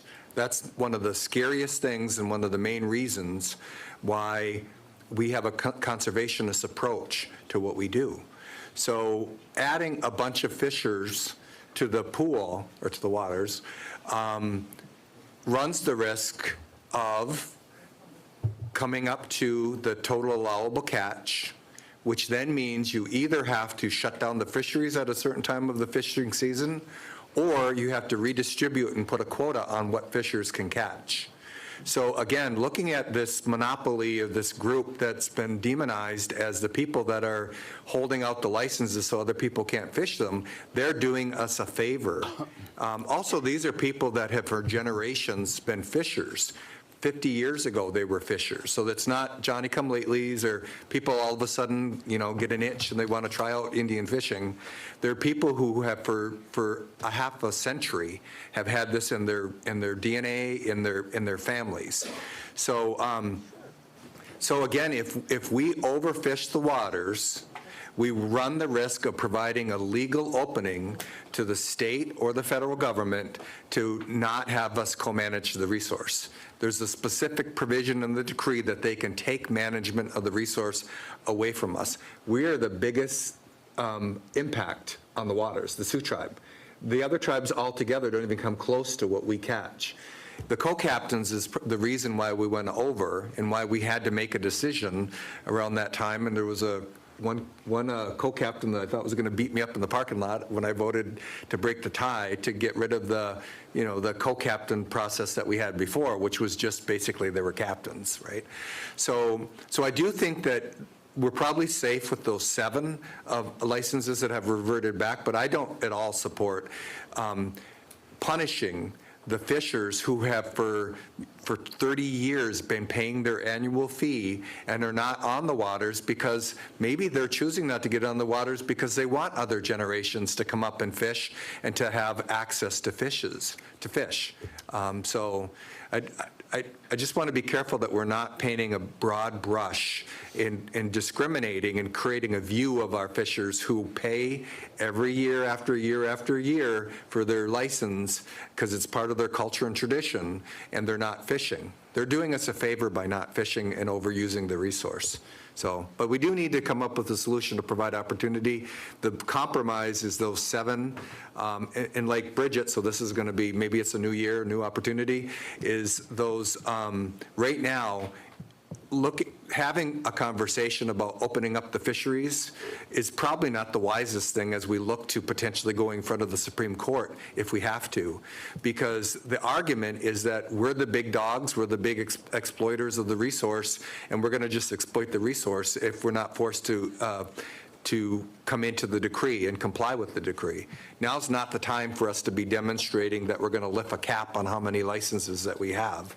And we don't need to do that if we have 7 that are inactive that have reverted already back to the tribe. Let's start with that 7. Okay, Tyler. So again, my argument goes back to self-regulation. Like, we're either going to self-regulate or we're not. I think a laissez-faire approach to having people sit on licenses for 1, 2, 3 generations is not benefiting us. Ultimately, by saying that, you're saying that they're helping us self-regulate by managing the resource, by not utilizing the license. So then let's take them back and tell our tribe how many licenses we are willing to put on the water. Like, having people sit on the licenses is not fair. How is it any more culturally appropriate to their family than it is to mine or to Kim's or to Lana's? I don't understand that. Like, if resources were taken from us as a people, it would be us as a whole, not just a group of people. And nobody's demonizing them, but I think the policy in place is not fair to the tribe as a whole, and we're not actually self-regulating unless we say, this is what the caps are, this is how many active licenses there are, and if you are not going to be active with your license, then it's going to revert back to the tribe, and this is how many the tribe is willing to establish. Nobody's saying that anybody, who knows, we might have 0 people interested in captaining a commercial fishing vessel. But the problem is there's no opportunity there because we allow it to not be there. So we, in turn, are creating the monopoly, not the fishermen, the tribal board itself, because we implement regulation. And in this case, we're not, because we allow this to happen. So am I incorrect in this? No, that goes to the heart of what we've been saying all along in our litigation, right, in our appeal, and goes to Director McCurchie's point too.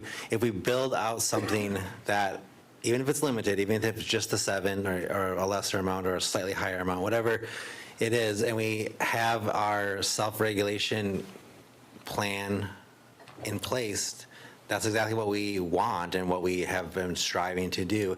And that combats any fear that the state is going to say we're overfishing. If we have the guidelines in place, we have the regulations in place, we have the caps or whatever they are, even if it's quotas or bag limits, at a Sioux tribe level, not at a Cora level or a state and the 5 tribe level.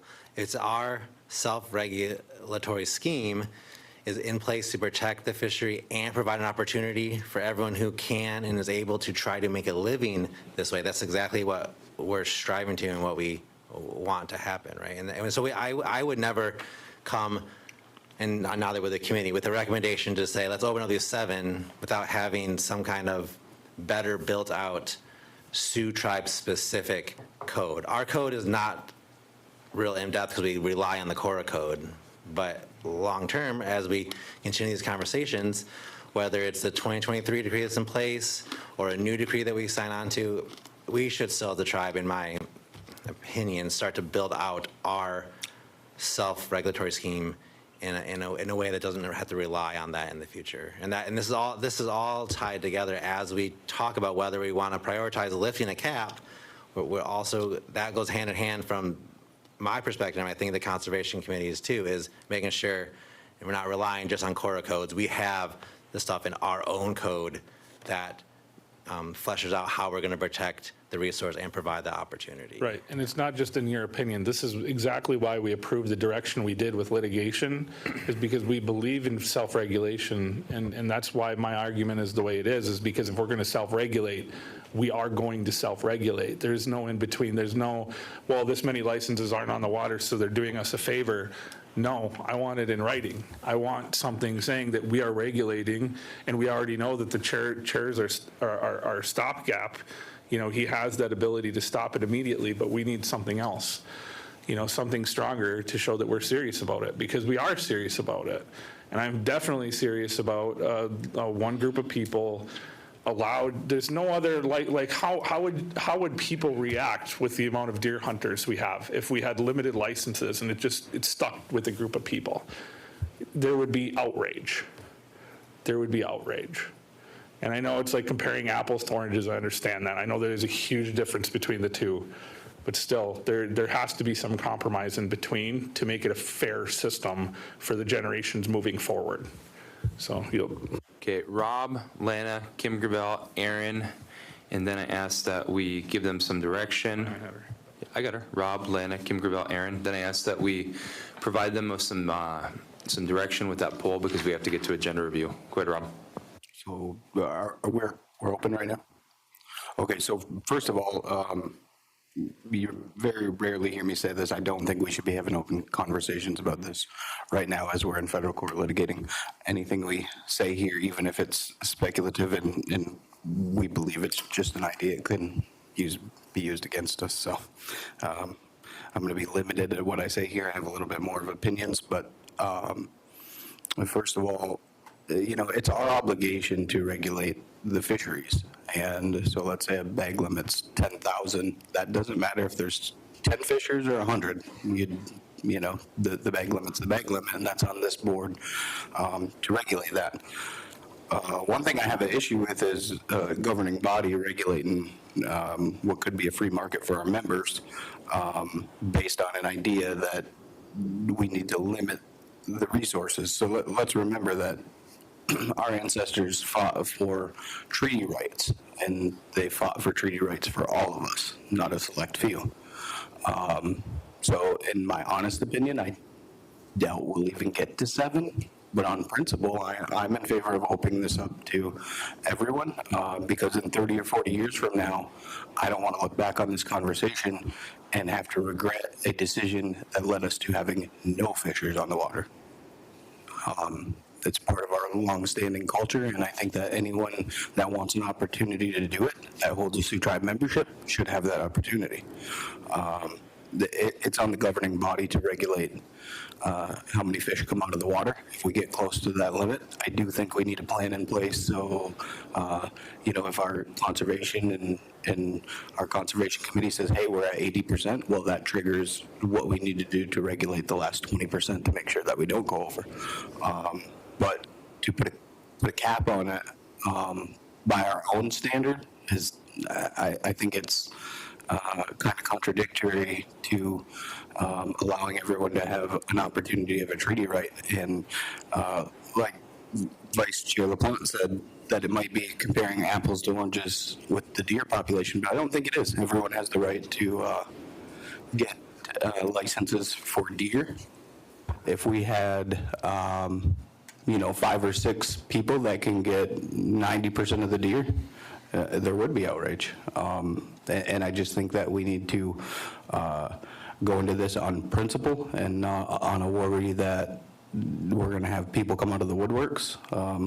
Like the chairman said earlier, it's a big, tedious process, and I don't see many more members that are already doing it being able to do it on a large scale that would actually affect our bag limits. But if it does, that's on us to regulate. And I think that everyone deserves an opportunity to practice those treaty rights. Lana.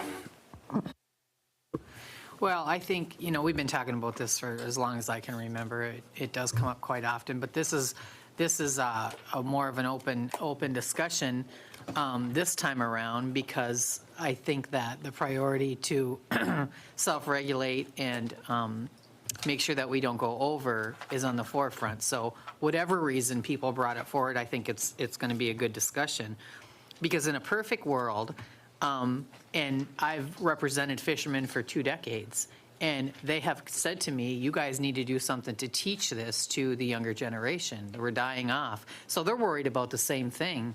Not everybody just wants to hoard it and have it on their own. There is fishermen that want the new generation to be able to fish and know how to do that. Whether they do, that's another story. So in a perfect world, we would have been teaching that all along. We would have been using our tribal youth, we would have been teaching them, we would have been having them out on the boats. We've been doing all kinds of things, we just never did. And that's unfortunate, especially with the resources that we do have. So that's something that we could embed into the process. But the first question would be to find out how much effort we can sustain with what we have right now with, 40 active. We know those are kind of inactive, because I've heard numbers that it's only 7 or 8 or 9 that are really fishing and being active out there. So that we would have to figure out. So I just wanted to say that. I think that when we do have this conversation, if the board does say, okay, we're going to invest in this, we're going to ask for recommendations from the Conservation Committee, I do think that the other fishermen, and I think you'll find more than not, that say, let's find a way to teach the younger generation to do this, because, other tribes sustain their treaty right and how they got recognized, and that's how we got recognized. So I think that we can do much better at that as well. I don't know the solution. I'm open-minded. And I'm not up for election. So I'm open-minded because I think this conversation that I've heard today is probably one of the better ones that I've heard in the past. So, and that's making my mind spin a little bit. And I remember the old guys like Carl Fraser. Carl Fraser has said numerous times, you guys need to do a better job at raising up a generation that will fish on these waters. You don't do anything. So I think we'll find fishermen that are going to buy into this as well, and some that aren't going to. But when we do have that discussion, the fishermen that we have in place, and it's not a lot, they should be notified for this discussion so that they can have an opportunity. Good. Yep, so they can have an opportunity to have input, so they're not saying we're springing something on them, because everybody's going to have an opinion about this. But the very first thing that we need to know, and I don't expect you to say it here today, is what we can sustain as a number. What we can sustain, and that be a solid number. So if we're looking at 7 that are in limbo, if we say, okay, we can start out with 4 and do it that way. Because, bottom line, what I've heard today is Tyler brought up the perfect comments, and that is, just hunting and fishing. Everybody has that treaty right, but I think that we can come to a compromise some way, somehow, and go down a good path for it. So that's my comment. Kim Gravel, then Aaron. Are our limits based on the 67 licensed fishermen?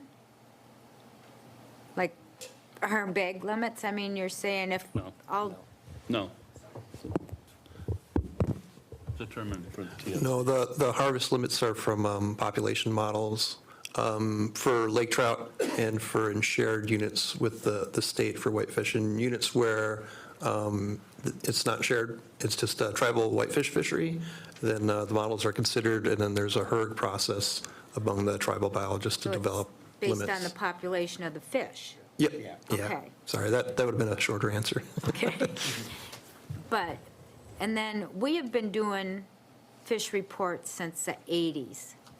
Our fishermen have had to report every month since the 80s.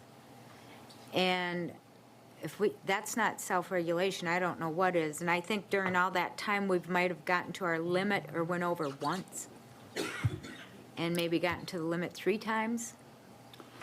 And so we've been good about it, our tribe. I would agree. Yeah. And then the 20, and I don't know if you can answer this or not, the 20 inactive licenses, do they participate in any of our conservation meetings or anything? Not that I'm aware of. It could, and I don't know if this is something we could get either. Can we get a history on them? Like, when did they go inactive? That would Why? probably. If someone's deceased, I can understand it, but if not, I don't have that data right now, Kim, But but it's we just- can pull that together with law enforcement, we could figure out that, like how long they've been inactive, and last time they fished. We could find all that out, yeah. Okay, sounds good. I think that's it. Thank you. Okay, Aaron. In the perfect world, everybody who wants to fish could fish, right? But that's a dream world. That's not reality.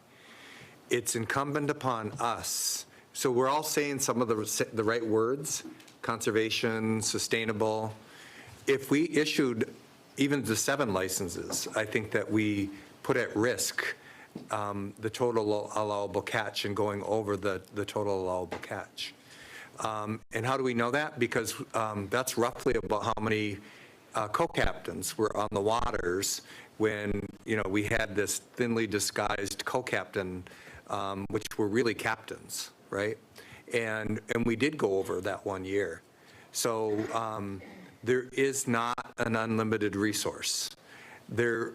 Whether we end up in some kind of an agreement after, the decree issues are resolved, there is going to be conservation, there's going to be attention to sustainability, and what that means is if you have more people on the water fishing, either we lower the seasons where people can fish, or we have a quota for the maximum amount of fish that individual captains can fish, because the resource is not unlimited.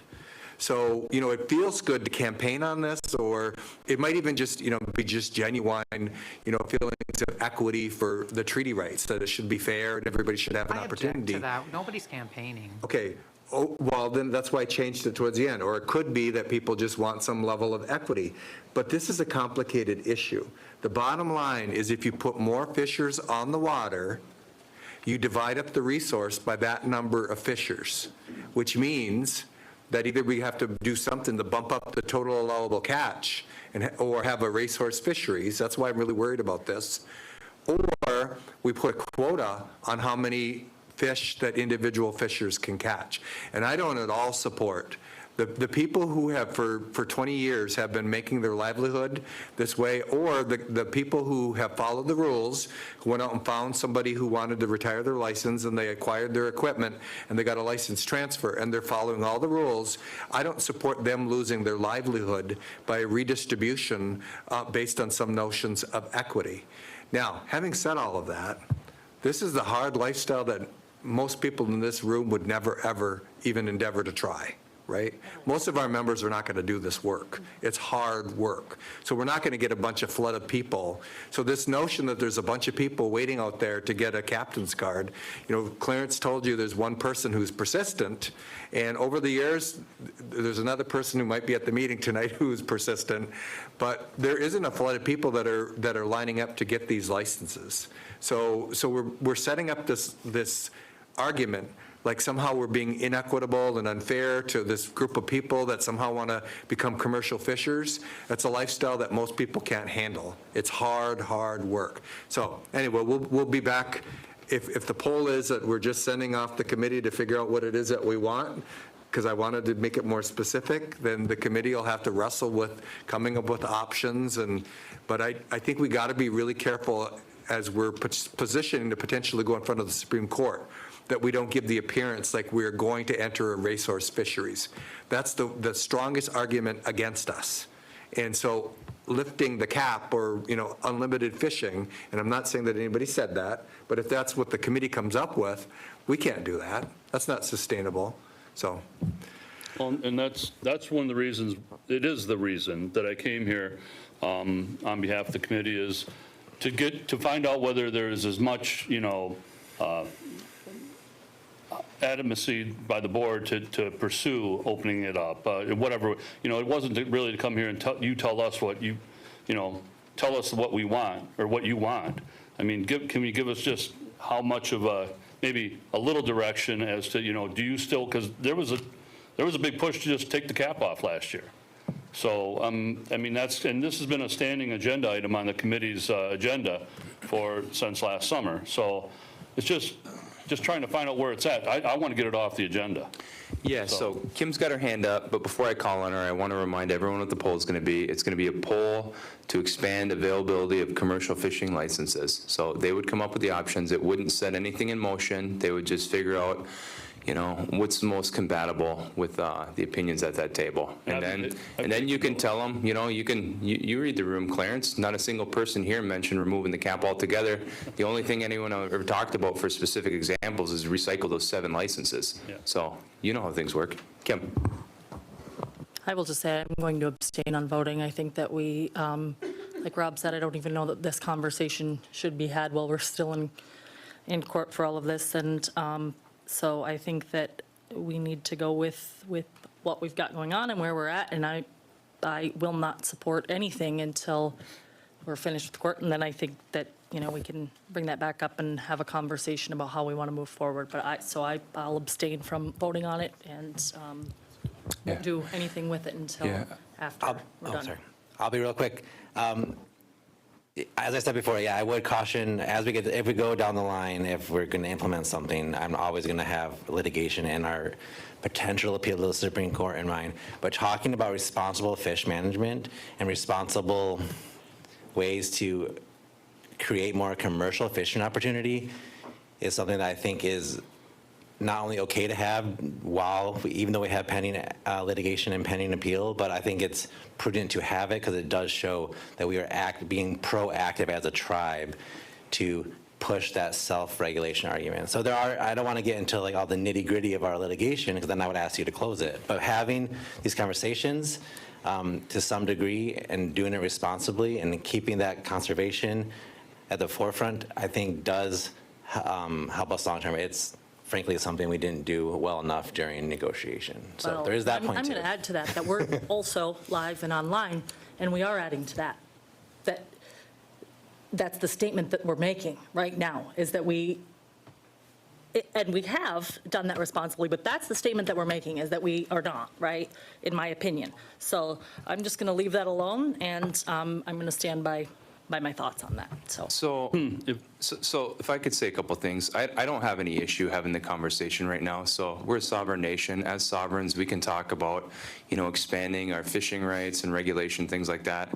And Ryan, I trust you. If it was detrimental to that effort, you would have said so. And just because you want to go to the Supreme Court doesn't mean you're going to go there. A very, very, very small portion of cases that are requested to go there actually reach that place. And the last thing I want to say is if we are going to do work on this, wintertime is the appropriate time because fishing season is going to be up 3-4 months. So if we are going to expand the licenses and if we are going to make them available for people for this upcoming fishing season, it is what it is. It's wintertime. This is when those guys aren't fishing. You know, a lot of people are just sitting around ice fishing right now and they have time on their hands. So we'll do the poll. Mr. We have to do agenda review, you guys. Sorry. I just got one thing to say. Yeah. I mean, I live fishing. That's my livelihood. And we're so far off on this that this should be workshopped before anything happens. All right. So, Mr. Chairman? Yeah. There are 2 other things that we're going to talk about. I know you're limited on time here, but just to be aware that the committee's going to have to address them and this board is going to have to be aware of them, is there's the 4 licenses out in Beta Knock that are in the Cora Code. They can, you know, you can have a 6,000 foot of gill net and then 3 trap net licenses or 2 trap net licenses and 2 6,000 foot permits for gill netting.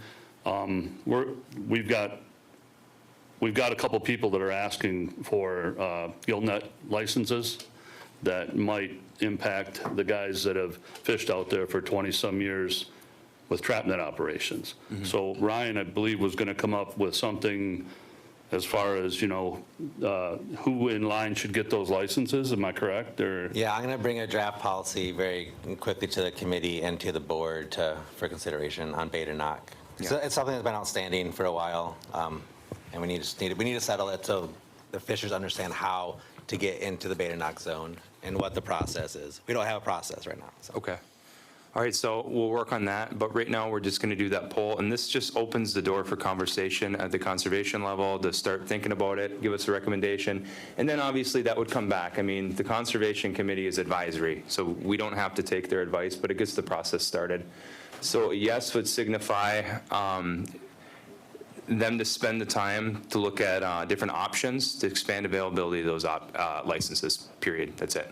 And then they can work on that. So yes means that, no means not. Okay. Kimberly Hampton. Yes. Kimberly Gravel. Yes. Aaron Paymont. Michael McCurchy. Yes. Rob McGrory, Yes. Larry Barbeau, Yes. Isaac McKechnie, Abstain.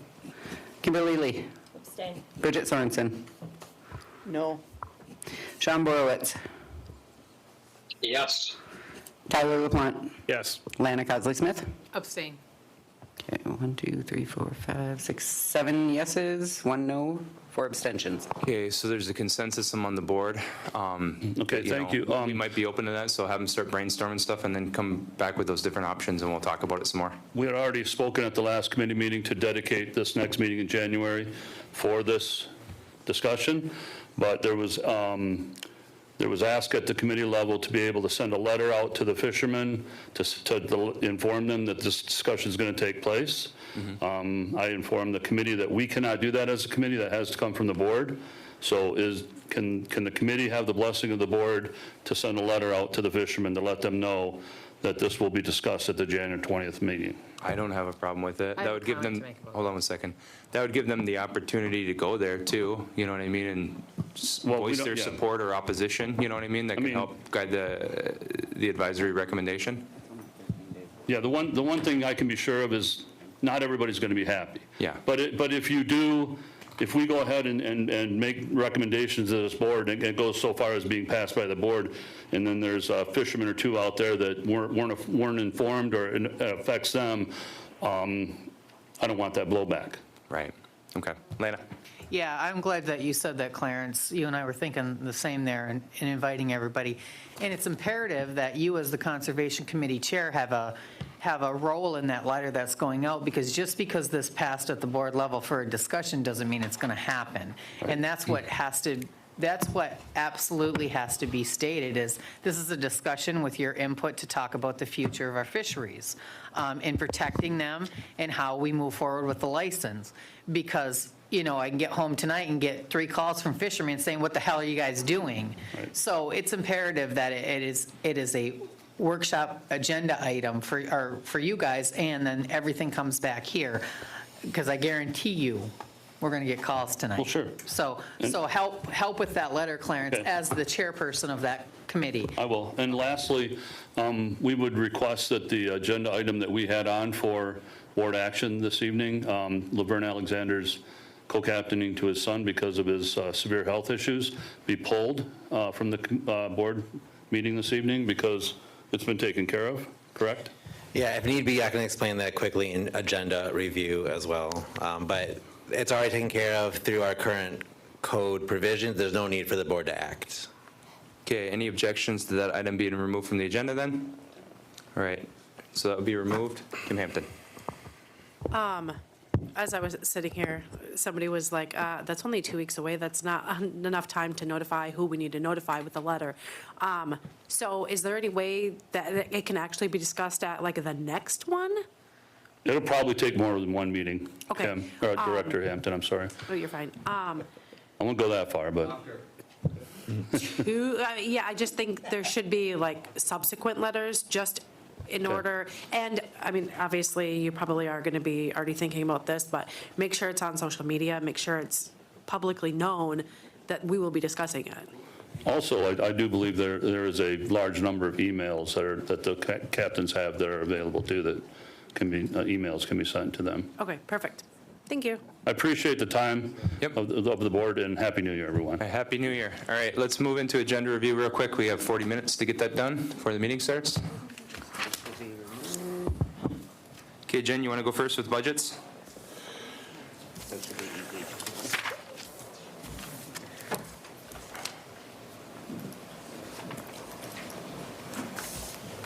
Are we going to go over the same information we went over there? Yeah. And again,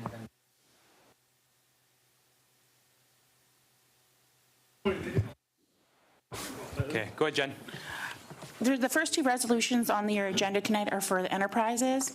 First one is the fiscal year 2025 budgets. There's approximately 30 budgets in there. I did hand out a revised RIS earlier today, which is for those 7 mobile homes where they were transferred asset from housing to the enterprises. And then the second resolution after that is the CapEx for enterprises. And there weren't any questions earlier for Dan on either one of those. No, I didn't expect there to be any right now either. I just want to give people the opportunity. So any questions for the first one, which would be fiscal year 2025 budget document 004 enterprises? Okay, so I'll cross that off. And then the next one, fiscal year 2025 enterprise capital purchases budget. Any questions there?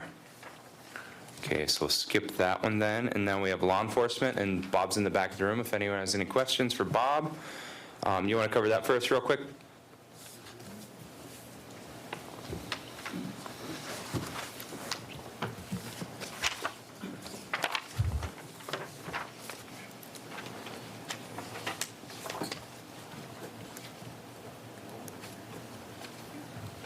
Whenever you're ready, Bob.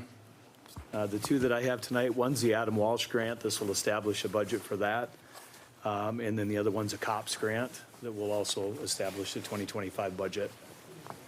Okay, any questions on either of those? We workshopped them this morning. Any questions? Okay, thank you, Bob. Appreciate it. Okay, next resolution would be Natural Resources Department, Tribal Forest Protection, establishment of FY25 budget.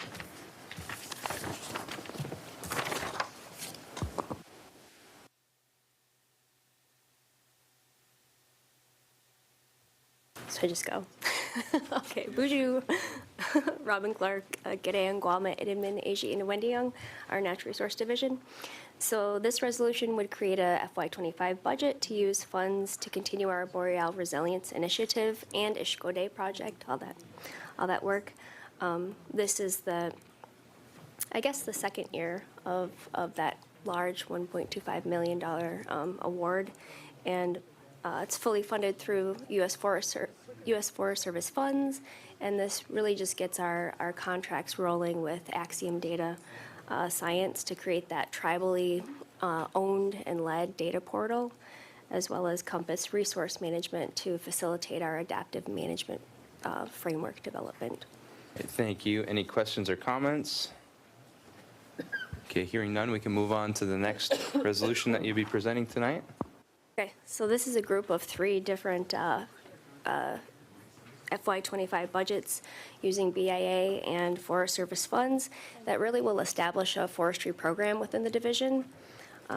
So it'll allow us to hire a lead forest ecologist or a forestry program manager given the compensation study results and all the associated costs. So BIA Forestry is $50,000. It's a one-time funding to revise our forest management plan. Ishkode Project 1 will really spend out the funds from this first year of that agreement. Here again, Forest Service funding, no impact on tribal support. And that one, I should have said, so the BIA Forestry funds will cover a quarter of that staff time throughout the year, and then the Ishkode Project 1 and 2 will cover the remainder of their salary. Okay, any questions, comments there, guys? Okay, and then you have one last one, right? The intertribal fisheries capacity? Okay, let's cover that one. Do you want to go? Okay, so here again is a set of 3 different budgets.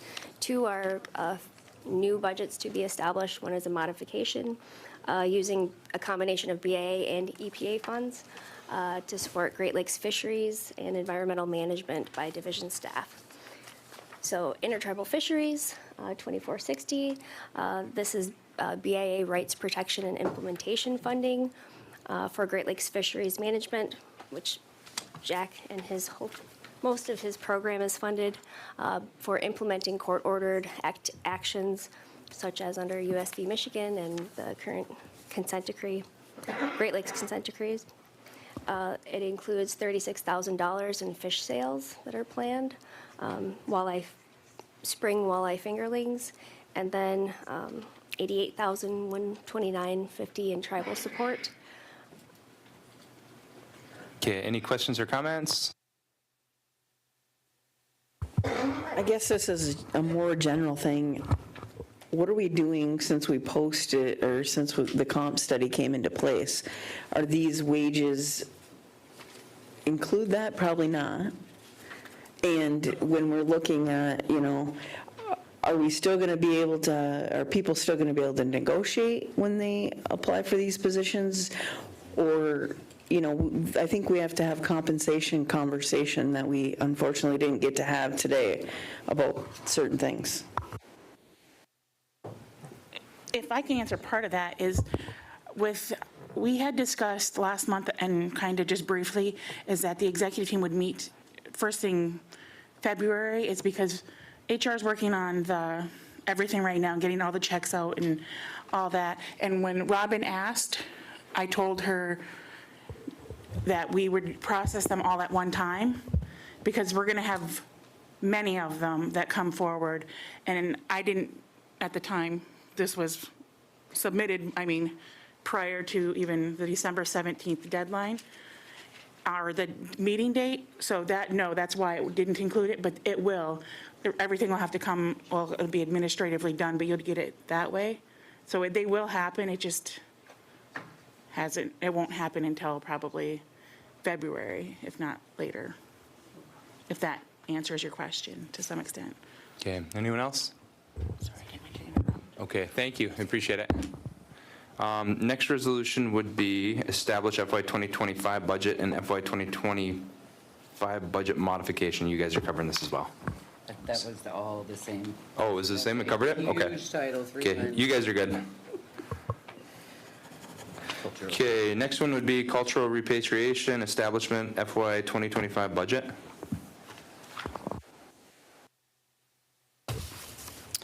This request is to approve the FY25 budget for the repatriation department due to a recent title change for the specialist position. Okay, any questions or comments from the board? Okay, thank you, Jess, appreciate it. Thank you. Okay, Joni, Housing Authority Strategic Plan 2025 through 2029.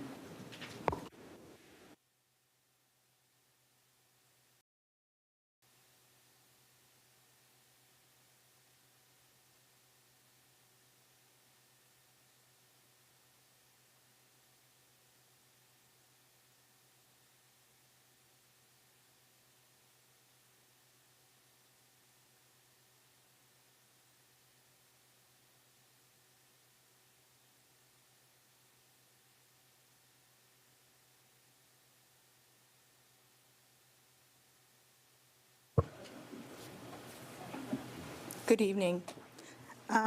What I did was, the board was part of our developing our strategic plan in 2024, and it's also been presented to the board. So what I did was just pull out the goals and objectives for the strategic plan. So one of them is to improve sustainability, looking at continuing to increase efficiency and operational decreases. The second goal, develop housing options for single persons and elders. The third goal, advance a permanent supportive or transitional housing development and integrate the Lodge of Hope into Sioux Tribe operations. Number 4, expand affordable housing options. So that's looking at other housing sites. Actually, for 2025 in the Indian Housing Plan, we'll be looking at Wetmore and Escanaba as 2 of those sites. Excuse me. Support home ownership. So looking at expanding funding and financing options for home ownership, building pride, education, self-sufficiency, and stability for our residents, providing more services to them for self-sufficiency to help them remain in housing. And then the last one is expand staff and workforce skill sets. So develop programs and partnerships with regional public schools, colleges to grow and enhance our local workforce, especially in the area of new construction. Okay, thank you, Joni. Any questions, comments on this? Tyler? Excuse me.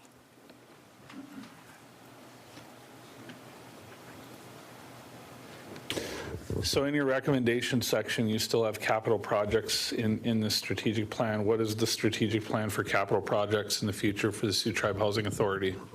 capital projects would be construction of new homes. Okay. So there's no other reading of that? There's no economic development. Absolutely, it's completely Yeah. out, You yes. have my support then. Thank you. Yes, Thank you. it's completely out. Aaron. So great, new housing, or home, let's see, housing opportunities, so not necessarily a house, but I really appreciate the single apartment notion, because you know that I've been advocating for that for about 30 years, so I appreciate that. The only other thing I would ask is that as you operationalize, how do we make this happen? The home ownership program is really, really good, but it's like the best kept secret because it's limited to people who might qualify. And I think that we should collaborate with the tribal government like we did with Your Money, Your Goals before, because there's a lot of good information and education and capacity building for tribal members, whether we end up being the financer down the road or not. And we shouldn't limit it to just the people who are going to qualify, because it's good information that people could benefit from, really good curriculum that people could benefit from. So if we could look to collaborate with the governmental side, like ACFS, to provide that a similar, either the same class or a subset or something, it gets people thinking in terms of opportunity. I have a nephew who has a really, really good job right now for about 3 years. He has to move off the res. Initially, he was mad about it, but I'm like, this is your dream. You have all kinds of money now. You have resources. Yeah, but I don't have credit. Okay, why didn't somebody offer that program so they could know that stuff? You know, and so I think that rather than keep it to a small group, if we could figure out how to make that more available, because it really, the home ownership program is really a good curriculum for everybody to build capacity. Thanks. Okay, anyone else? Rob. So I'm really happy about the single-person homes too. One major issue that I've had brought to me by many members is that we have one or two people living in 3 or 4 bedroom homes due to the fact that their children were raised there and moved out. Is there a plan with these houses, the single person houses, to free up some of those homes, get some of those people who 1 or 2 people are living in a home into a single person home, to free that up for families? There's families that have been on the waiting list for a long time, that I think that should be part of the plan if we're building a single family home apartment complex. It is. It will be very similar to what we did in St. Ignace. We have 3-bedroom units on the St. Ignace housing site, and we had a lot of elders living in those units. Their families had grown and gone, and so they automatically were transferred to the elder complex to free up those homes. So yes, there is a plan. Okay, perfect. And I'd like to see that in some kind of policy. I'm not sure what's there now, but if there is, it's not being followed. So in the future, I'd like to see what this plan is. This is what we're going to do with it. That way it's not, opened up to everyone, and then we have 1 or 2 people still living in 3 or 4 bedroom homes. I think that needs to be prioritized for placements in the single person apartments. Absolutely. And then the other thing I thought of that I was going to bring up, but it could be part of the plan, is, has housing ever looked at the option of buying local homes off the free market, either by realtors or sale by owner, to enhance our ability to empower our members to become homeowners? If the tribe were to buy houses, we could either sell them to our members or have market-based rentals. You just go on Zillow and you could see all day long that there's houses that we could very easily purchase and fix up and have as rentals. And we have looked at that. We haven't, it's not been a focus, but it will be part of this strategic plan. Okay, thank you. You're welcome. Anyone else? All right, thank you, Joni. Appreciate You're welcome. it. All right, James.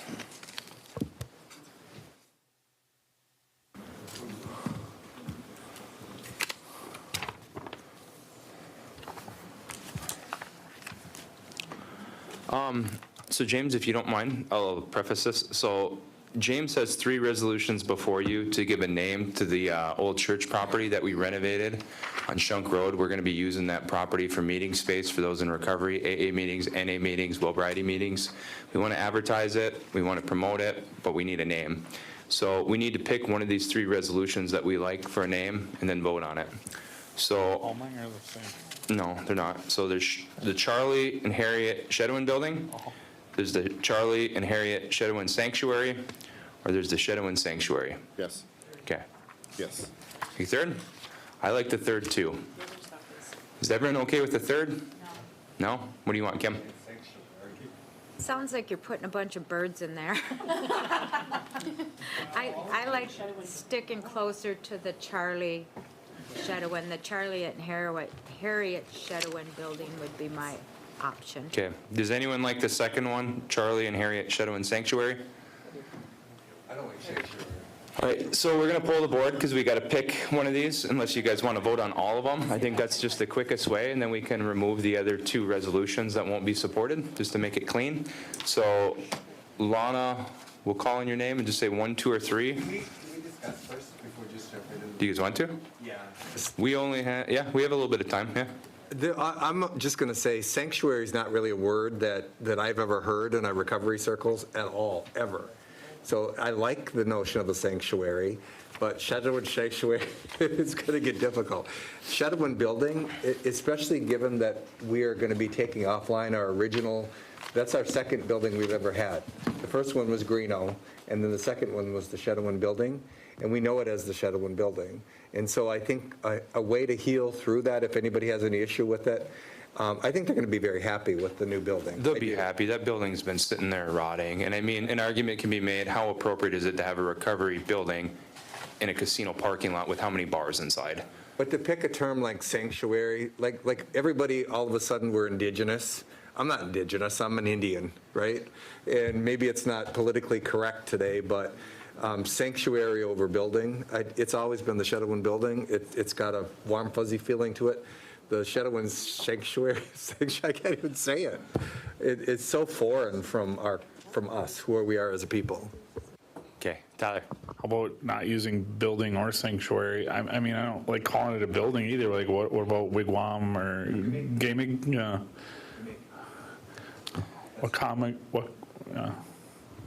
Anyone else? Anything but building, or it just sounds like cold. Anyone else? Sanctuary sounds too religious, and building sounds too cold. So I'm fine with either of these. You know, I've worked in the field of recovery. I don't think anyone has any issue. At one time, there was proposal to call it the sober house, but there was some objection from people in the recovery community because people were at different stages of recovery, and some people weren't truly in recovery. Maybe they're court ordered to go to meetings, and they're still struggling on the side. So, James, how did you come up with these options? What the Shedwin place? You can call it that. I don't care. I just want to get it named so we can use it, you guys. So Agreed. Hold All we on a did was second. propose a few options. Okay. Did you work with staff, people in recovery? Like, how do you? We talked among the executive committee about this. Okay. Okay. Lana. Yeah, just the Charlie and Harriet Shedowin place. Someone just said that place. Yeah, well, that wasn't my idea, but we can amend, maybe if everybody agrees, we can amend that. Charlie and Harriet Shedowin place. I don't like that either. We've had the Shedowin building for how many years? 40? 50? 50. Yeah. I think it should just stick with it. The people. I'll tell you this. The people inside are not going to care what the sign says. It's just a place for them to get services that are in desperate need in this community. How long have we heard that we don't offer a place for Wilbrighty meetings in the Sioux? I've heard that since I got on the board in 2020. It's 2025. We finally have a building. Let's name it so it can get some use, guys.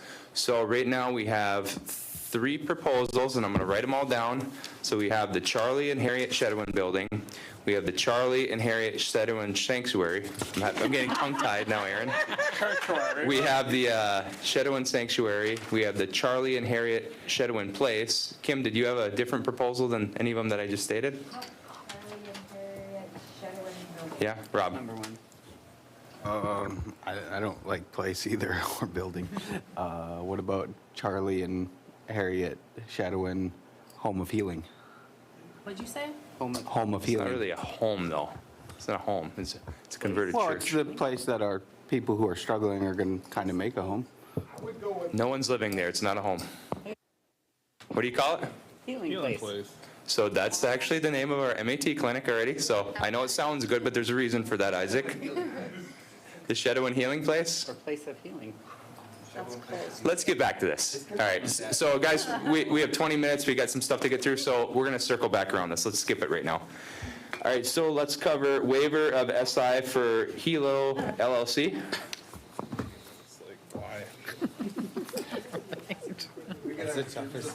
Never heard anybody start talking so quick. That's why we should have voted first. All right, go ahead.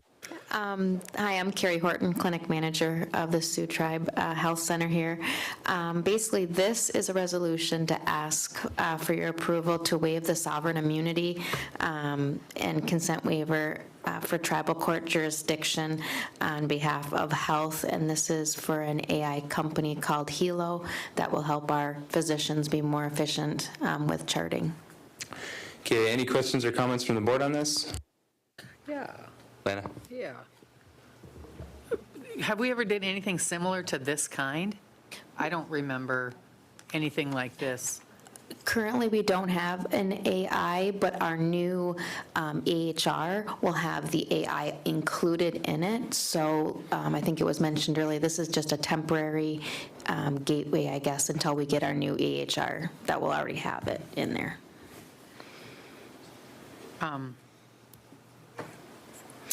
Okay.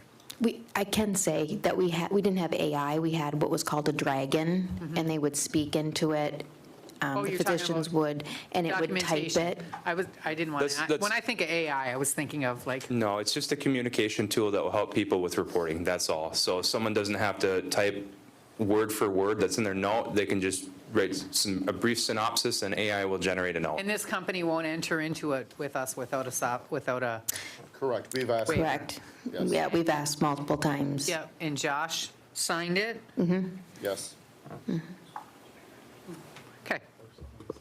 Yeah, it's an easy one. Before AI came out, people used dragons to transcribe their reports. We're getting more and more on waiving immunities, so these are What? good questions to ask. Okay, so just so I can finish, before AI came out, the way people transcribe visit notes is they use dragons. If an organization had a dragon, you'd speak it to it right here, and then it would populate as text. All AI does, you type a couple words in there, just the synopsis of what happened, then it populates a good progress note, good history and physical, whatever that documentation is. Yeah, and just to make my point, it's not about the product, it's about the waiver. That was so I knew that part, but the waiver is what I was questioning, so. There's going to be very. Okay, Kim, go ahead. So they want this in case there's mistakes made?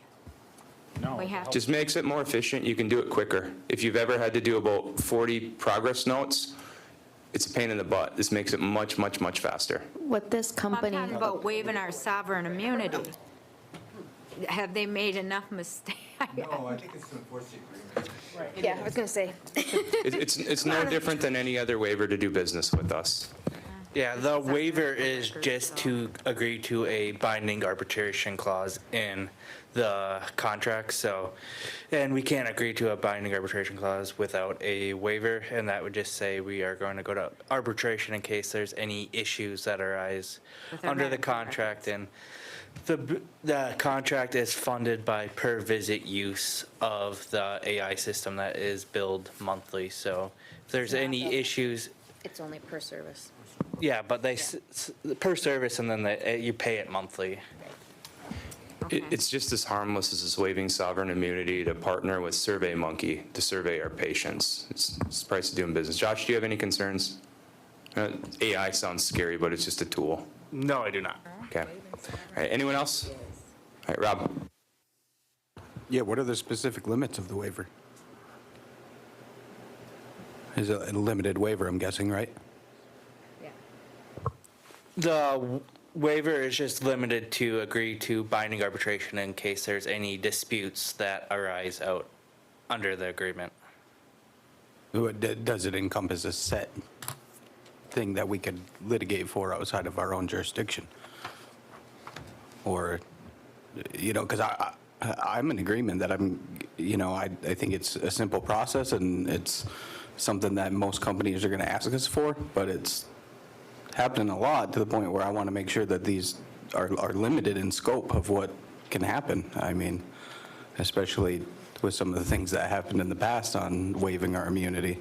I know it's a natural process of doing business and we have to be comfortable with it, but I want to make sure that when we do it, that we're enforcing that it's very limited of what we're willing to litigate outside of our own jurisdiction for. On the tribes and the issues that they could be looking to litigate against the tribe would only be for payment. Any other issues that could arise under the contract would be the tribe looking to enforce terms against Hilo for any potential breaches of confidentiality that could happen. And if that happens, we would be bound to agreeing to arbitration to settle those. Okay, so on their side, the limited scope is that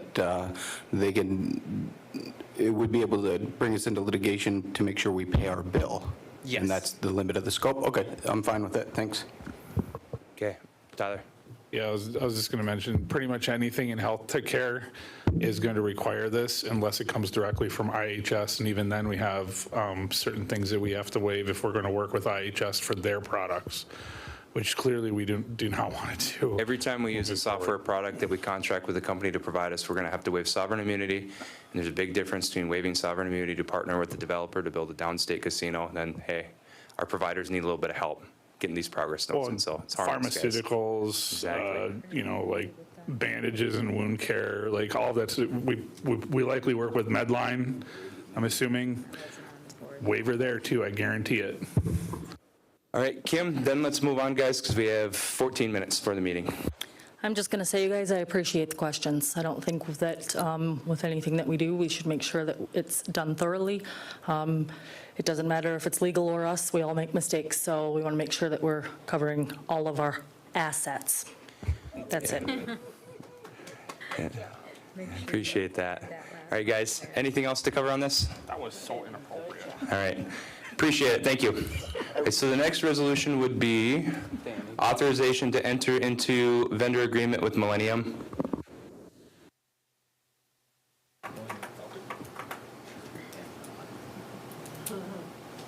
All right, Dan, let's do it.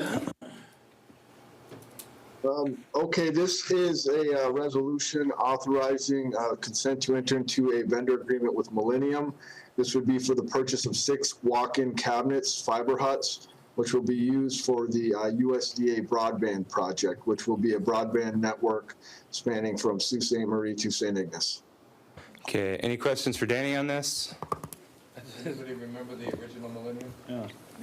I have a question. Go ahead. So my question is, are we selecting them just because they're the lowest bidder, or are they the lowest bidder with the best product? And this goes back to our discussion earlier. Actually, Tyler, we are selecting them because they are the lowest bidder with one of the best track records for delivering this product. And we conferred to our operating partners, Cherry Capital Connections, who have used this company. They were one of the top 3 that they would recommend, and they came in as the lowest bidder. So I'm confident, based on what I've heard, that they deliver a good commercial product. Thanks, Dan, I appreciate that. Yeah, never mind. Anyone else?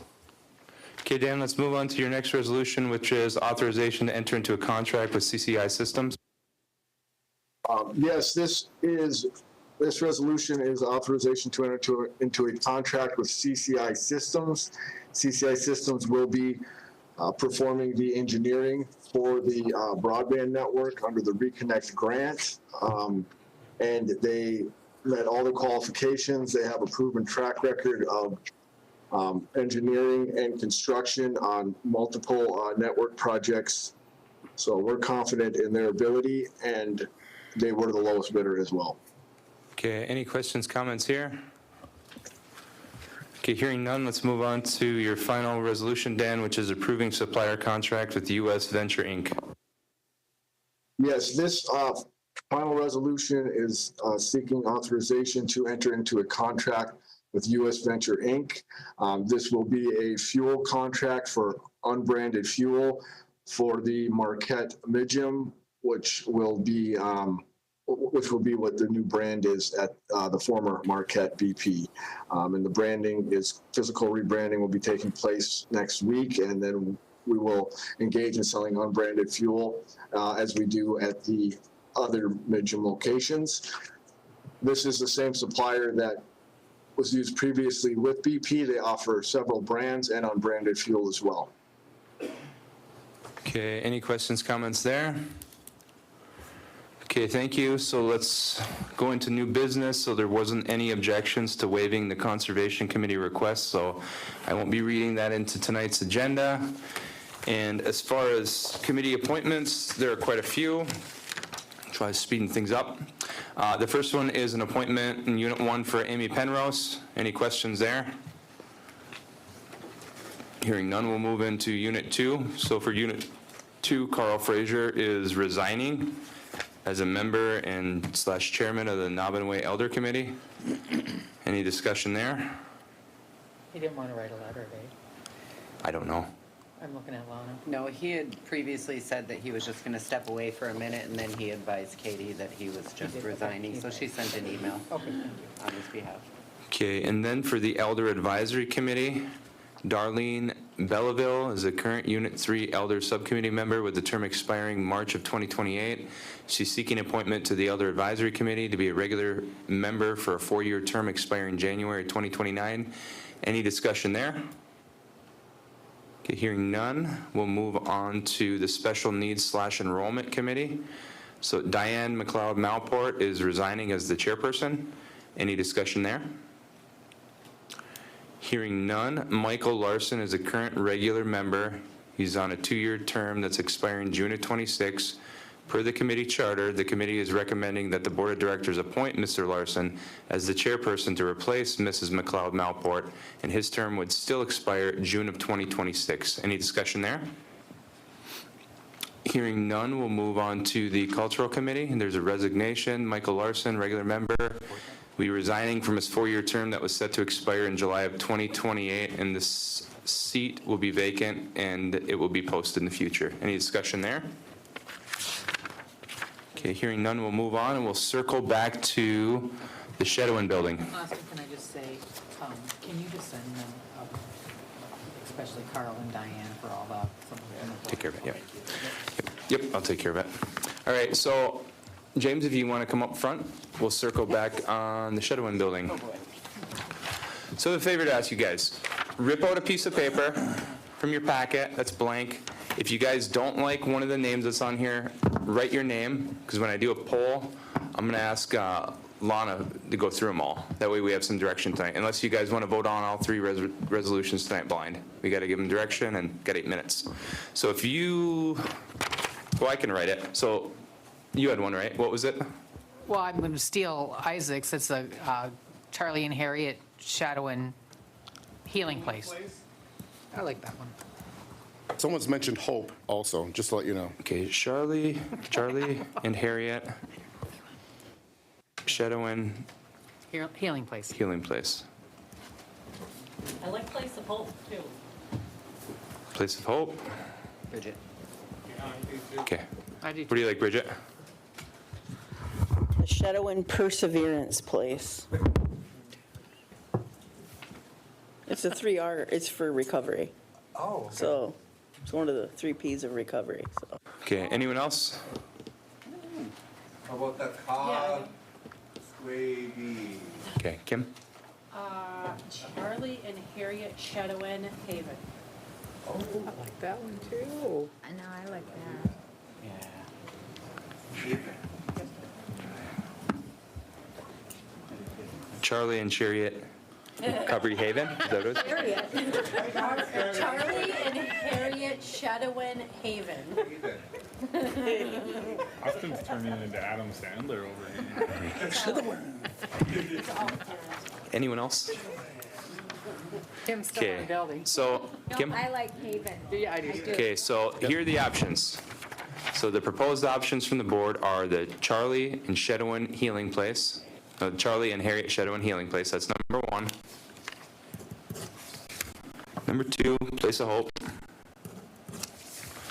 Number 3, the Shedowin Perseverance Place. Number 4, and then we have the proposals from James, and those are, number 5 would be the Charlie and Harriet Shedowin Building.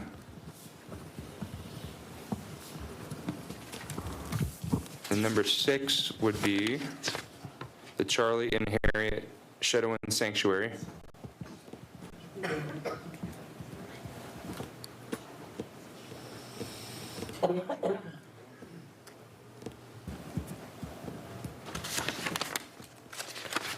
Then the last one would be the Shedowin Sanctuary.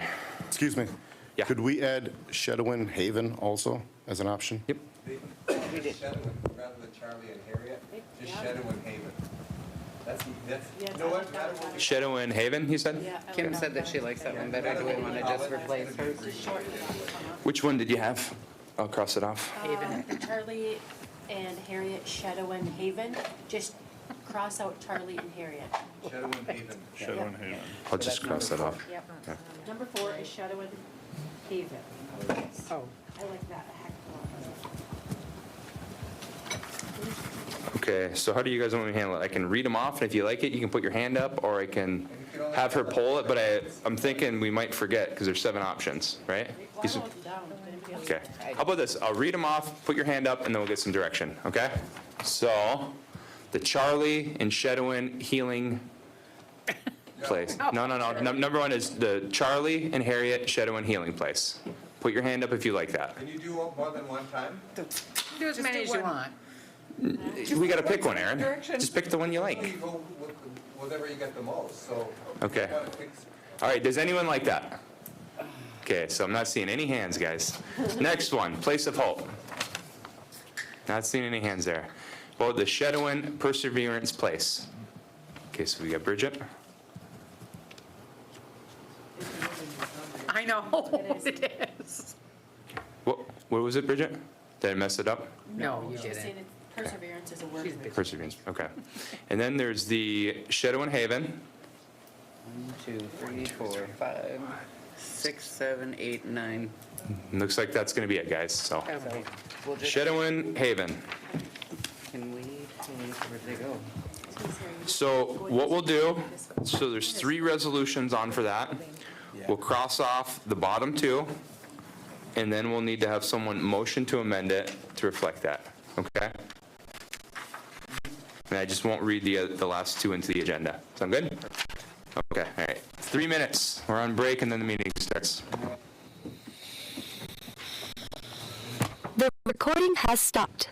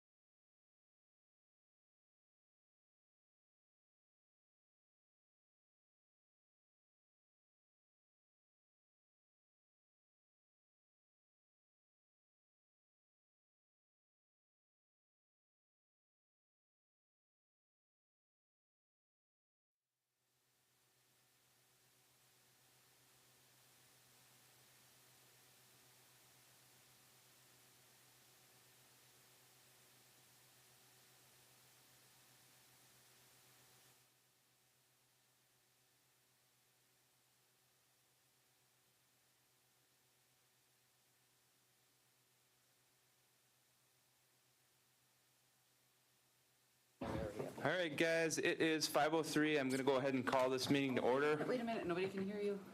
Sorry. Sorry. All right. So it is 5:03. I'm going to go ahead and call this meeting to order. We'll start with the roll call, please. Forgot to grab a mic. Rob McGrory. Here. Kimberly Hampton. Here. Tyler LaPlante. Here. Kimberly Lee. Here. Lana Cosley-Smith. Here. Isaac McKechnie. Sean Borowitz. Here. Aaron Paymont. Here. Larry Barbeau. Here. Bridget Sorensen.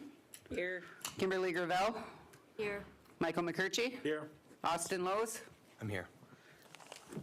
All right, so we have a quorum. On tonight's agenda, we have the following items.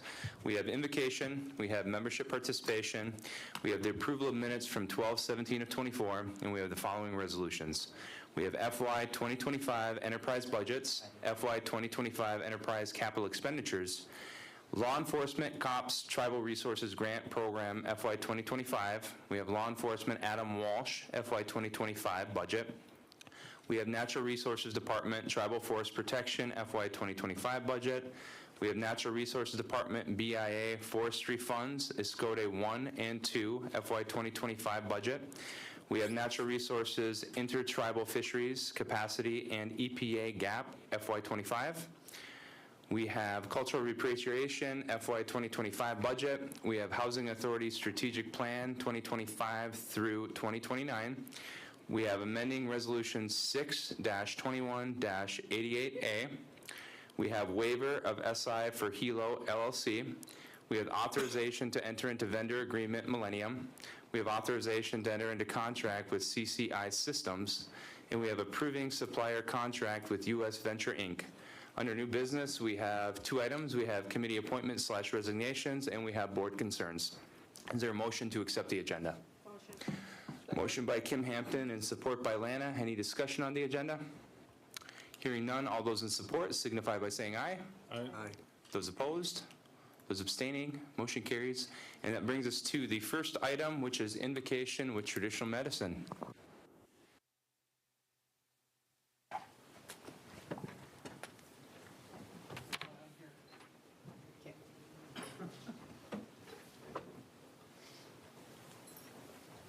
Let me say your name one more time in the mic.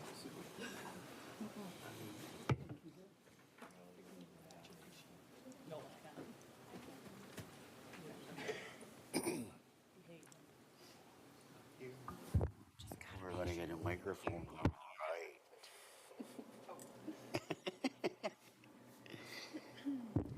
There's something wrong with that one. Oh.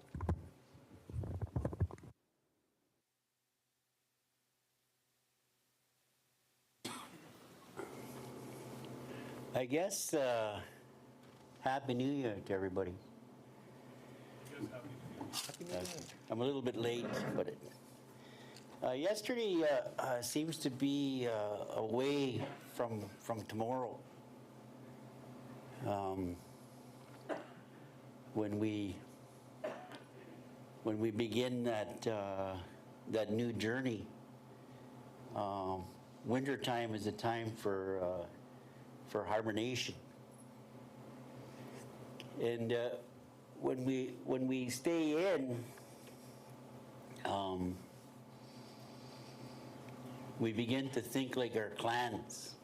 We begin to think like our animal systems. The other day I was doing an acknowledgement of land in Canada along the St. Lawrence River. And I talked about it as being stewards of the land within the Algonquin territory and within the Longhouse territory and within the Anishinaabe territory. And if we're stewards of the land,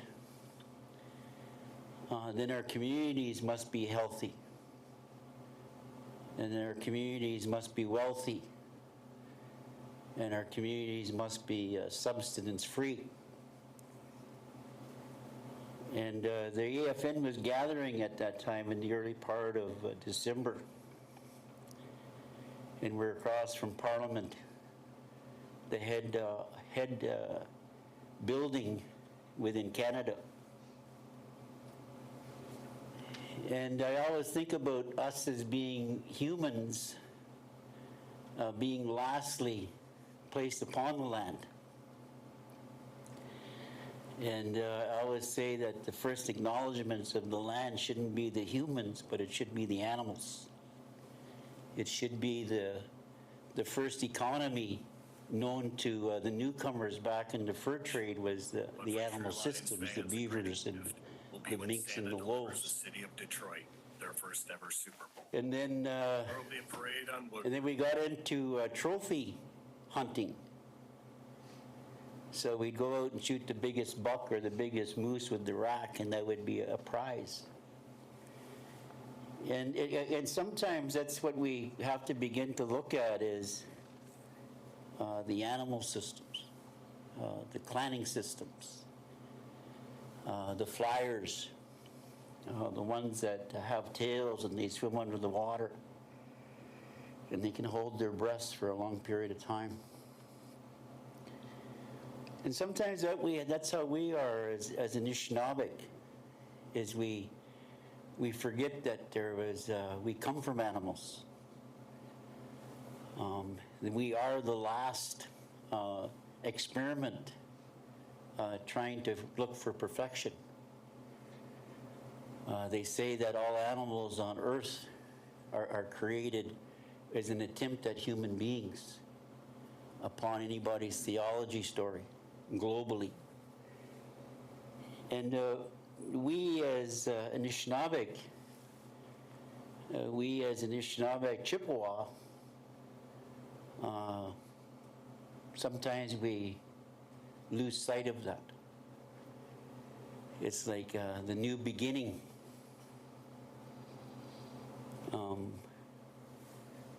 We'll never catch up to yesterday because it's gone by. So I wanted to share that in that way because sometimes we gift things or we get things gifted, and we kind of quit. We kind of quit at that. That's where that word comes from, quit. Quit. It really relates to that. The word quit and quit. It has a lot of meaning to our potential. And I just wanted to share that with us because sometimes those eagles, they look after us. Those bears, they sleep for us. Those fish, they maneuver for us. Those animals, they slide for us, they play, and we forget to be like that. We forget to play. We forget to soar. We forget to swim. We forget to have fun. And when I walked in here, I got to see some people that I see every day at work, or I'm supposed to see every day at work. Just kidding. But I see them, and it's so good to see them when they're just engaging with themselves. And it's like a lot of yous, what I see is out and about in the community, when they're just engaging without this. It allows you to be your natural selves. And that's sometimes that we abandon that. We abandon our naturalisms to appease somebody rather than appeasing ourselves. And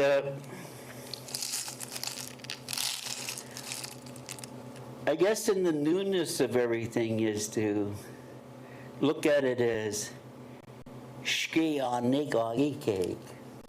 is like is new. Is that's how we're going to be. Is that's how we are. And we need to you'll always hear me talk about the old people, the gold people. And there's reasons why I never forget their stories. Is because get the God, get the logical, get the yoni, get we okay. Is those old stories is our theology. And those old stories is our medicine. But also, those old stories is the strength of why we're here today.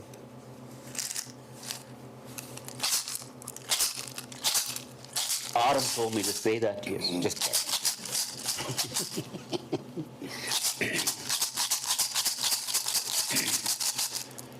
Yane, yane, yane, yabe, ne gane, mene to, ne ya bege yo. Meno yane, ne tago yane, ne ya bege go, ne gande ge. Meno nene tage yane yabege gagnishna bene meno tage gibonendam. Meno mishko niga ke mabege ne yane enda niga yanem.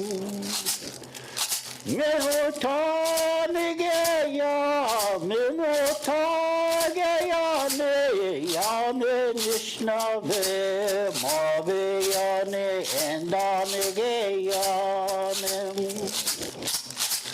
enda yane enda ge yane enda yane yabe ge ya mabe ge yane we ge ya gagnishna be yane ge yo yanem. Meno yane tage ya, meno nene tage ya, ne yabe ge ga enda ne ga ma bentanem. Meno nin tage ne ya yabe ya in the end is we're right here being the best we can be, the strongest we can be, still standing strong. And I'm really, because I'm really proud to be a part of this, to be a part of us as, I guess, as a trespasser, but living and loving every day of it. Miigwech, Jared. Appreciate it. So the item that we're currently on is membership participation. If anyone wants to address the board, this is your opportunity to do so. Michelle Moore, right back there, has membership participation forms. Do we have any other ones, Michelle? Okay, so we have one form, and we're going to cover this closed. So if you're not a member of the board and you're not staff, we're going to have you walk outside the room for a little bit. We'll come get you in 5 minutes.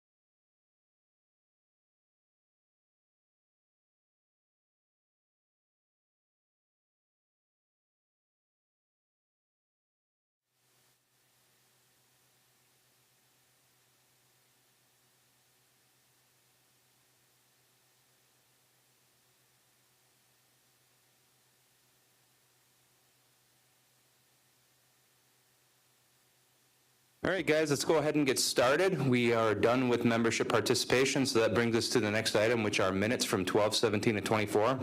Is there a motion to accept the minutes? So we have a motion from Isaac and support from? Me. Aaron. Any discussion on the minutes? Okay, hearing no discussion, we'll vote on them. All those in support signify by saying aye. Aye. Those opposed? Those abstaining, motion carries. And that brings us to our resolutions, and the first one is FY 2025 enterprise budgets. Now therefore be resolved that the Board of Directors of the Sault Ste. Marie Tribe of Chippewa Indians hereby approves the fiscal year 2025 budget document 004 Enterprises as referenced in the MRIS. Okay, we have a motion from Isaac, support from Rob. Jen, could you cover this resolution for us, please? Hi, Jen Claire from the Budget Department. This resolution is to approve the fiscal year 25 enterprise budgets. There are approximately, I think there's 30 cost centers in enterprises. And as discussed, it's in the RIS as what the revenues, expenses are, and there were no questions when we presented earlier today, sorry. Okay, I appreciate it. Board discussion, start with Bridget, please. So Dan, is he on? It looks like you're going to decrease wages almost $400,000. I don't see a staff sheet on here about what those staffing changes are going to be. Do you have that for us? He's not online.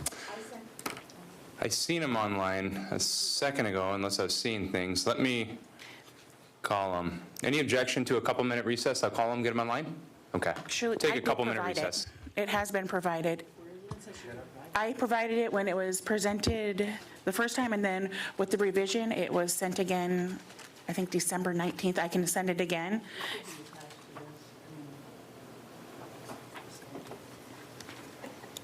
Don't be mean. Just kidding. I will send it again when I'm back at the thing. If you'd like to see, I can pass out what I have. It's what's been changed on there. I think the biggest change for the total on the enterprises is the business solutions and that was the temporary positions. There were 16 of them that were in there, and that was and they were paid generally higher wages. That's the biggest reduction in the wages is going to be from the business solutions cost center.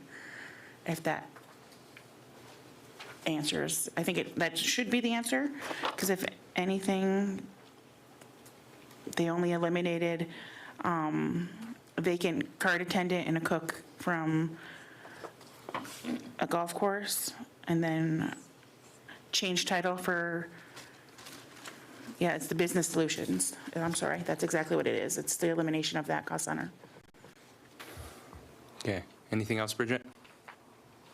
No, I'd just like to look at, if somebody can send it to us. So we I can will see send it as soon as I sit back down. Okay, just gonna resend that. Anyone else? Okay, seeing no more hands, we'll vote. Roll call, please. Tyler. Yes. Isaac. Yes. Larry. Yes. Michael. Yes. Lana. Yes. Aaron. Yes. Sean. Yes. Kimberly Hampton. Yes. Kimberly Gravel. Yes. Rob. Yes. Kimberly Lee. Yes. Bridget. No.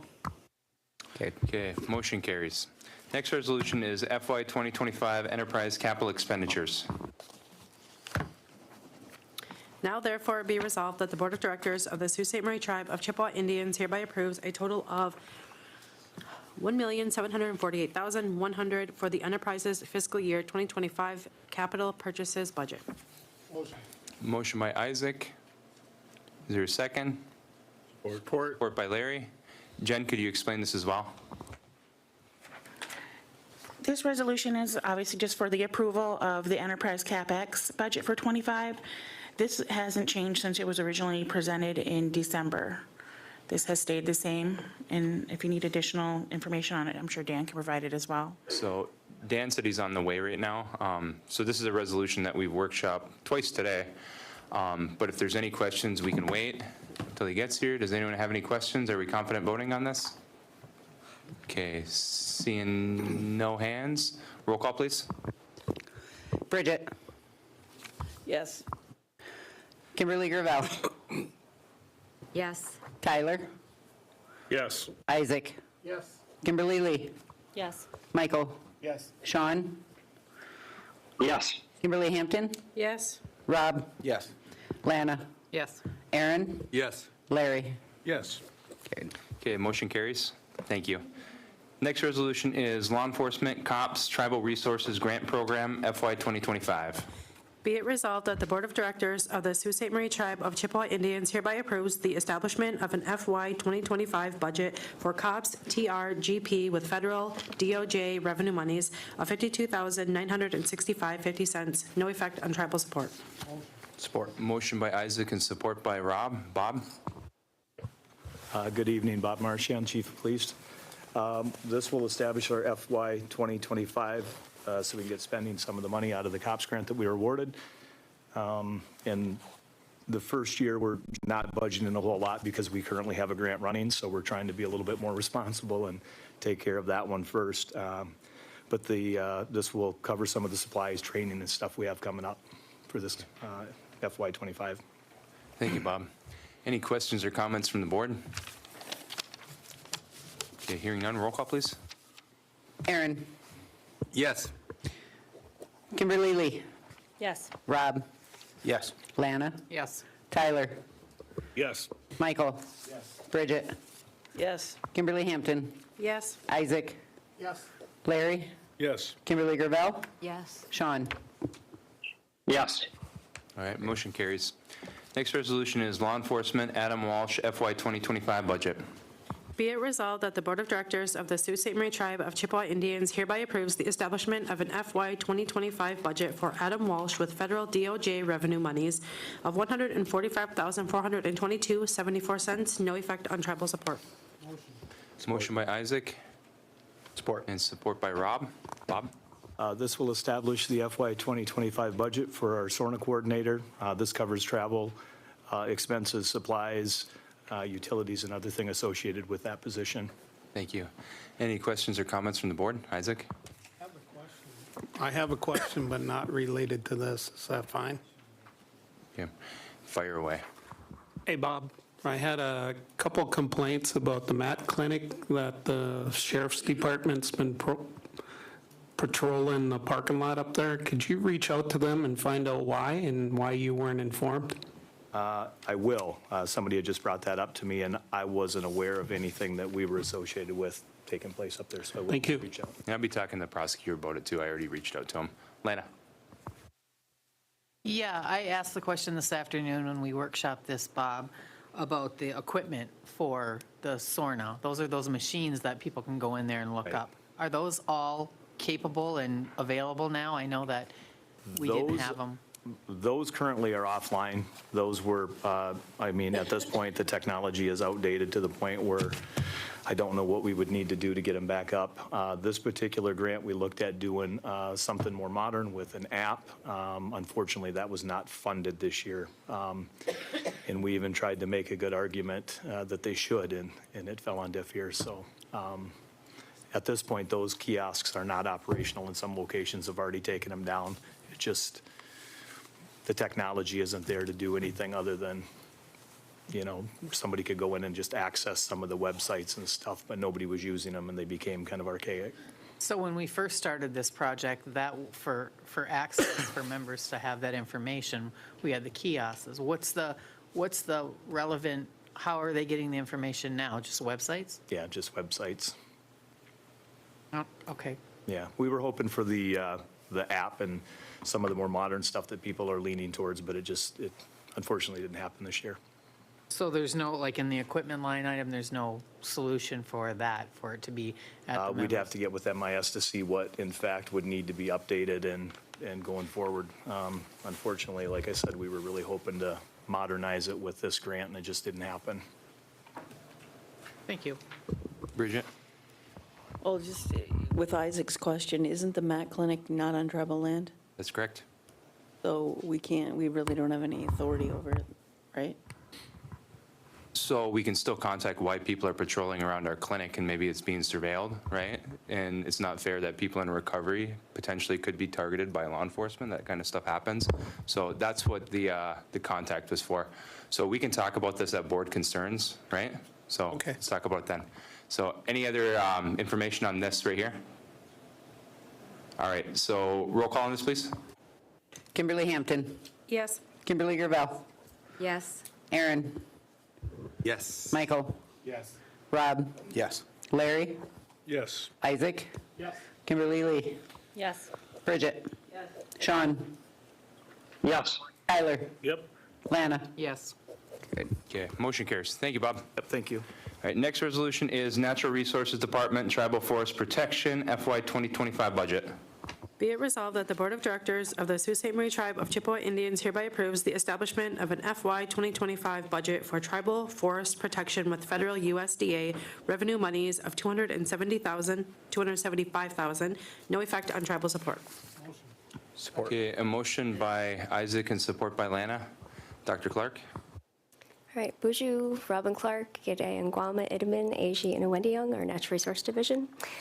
This resolution creates a FY25 budget to use Forest Service funds to continue the Natural Resource Division's Boreal or Hemi-Boreal Resilience Initiative, as well as our Ishkode project, returning fire to the land on the Hiawatha National Forest. It's fully funded through this funding agreement with the Forest Service, and will provide in this year, allow Axiom Data Science to create this tribal-led data portal to manage all of our data associated with those two, the Hemi-Boreal Resilience Initiative as well as the Ishkode project, and then also to work with Compass Resource Management to facilitate an adaptive management planning process and development of a framework. Thank you. Any questions, comments from the board? All right, good work. All right, roll call, please. Isaac. Yes. Lana. Yes. Kimberly Lee. Yes. Sean. Yes. Kimberly Gravel. Yes. Michael. Yes. Kimberly Hampton. Yes. Tyler. Yes. Bridget. Rob. Yes. Larry. Yes. Aaron. Yes. Okay, motion carries. Next resolution is Natural Resources BIA Forestry Funds Ishkode 1 and 2 FY 2025 budget. Be it resolved that the Board of Directors of the Sault Ste. Marie Tribe of Chippewa Indians hereby approves the establishment of an FY 2025 budget for BIA forestry funds with federal BIA revenue monies of $50,000, no effect on tribal support. Be it further resolved that the Board of Directors of the Sault Ste. Marie Tribe of Chippewa Indians hereby approves the establishment of an FY 2025 budget for Ishkode Project 1 with federal USDA revenue monies of $146,558.21, no effect on tribal support. Be it finally resolved that the Board of Directors of the Sault Ste. Marie Tribe of Chippewa Indians hereby approves the establishment of an FY 2025 budget for Ishkode Project 2 with federal USDA revenue monies of $95,707.38, no effect on tribal support. Okay, motion by Isaac All support. and support by Kim Hampton. Could you cover this as well? All right, so these three budgets collectively support the division in hiring a lead forest ecologist or forestry program manager who will then grow a forestry program.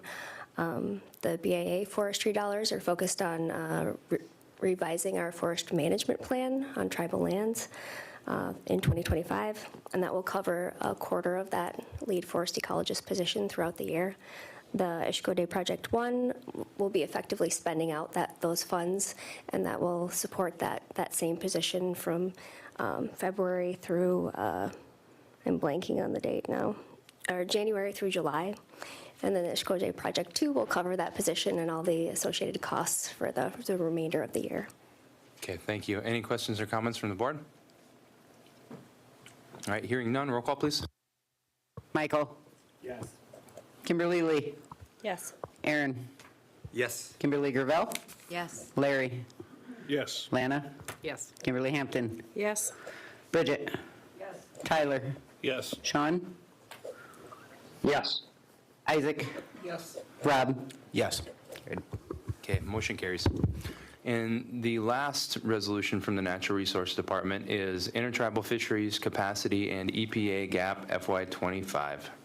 Be it resolved that the Board of Directors of the Sault Ste. Marie Tribe of Chippewa Indians hereby approves the establishment of an FY 2025 budget for intertribal fisheries with federal BIA BIA monies of $592,737.81, other revenue monies of $36,000, and tribal support monies of $88,129.50.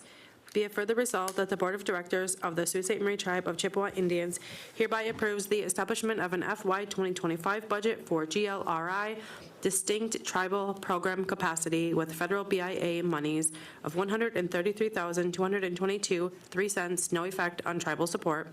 Be it finally resolved that the Board of Directors of the Sault Ste. Marie Tribe of Chippewa Indians hereby approves the FY 2025 budget modification to PPG EPA gap for a reallocation of expenses. No effect on tribal support. Okay, motion by Isaac. Second. Support by Larry. Dr. Clark? So another smorgasbord of, of budgets. So this resolution creates two new fiscal year 25 budgets and then modifies one, starting with the intertribal fisheries, which uses BIA rights protection and implementation funds for Great Lakes fisheries management. Jack here, who oversees that whole program, in implementing court-ordered actions such as with USV Michigan and the consent decree.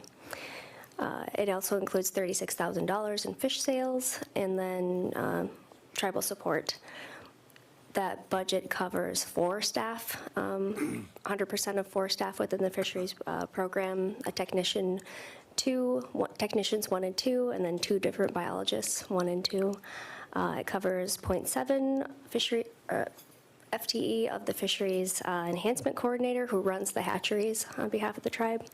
And then it covers 90% of our fisheries program manager position who manages the whole program. And moving on to the GLRI Distinct Tribal Program Capacity Budget.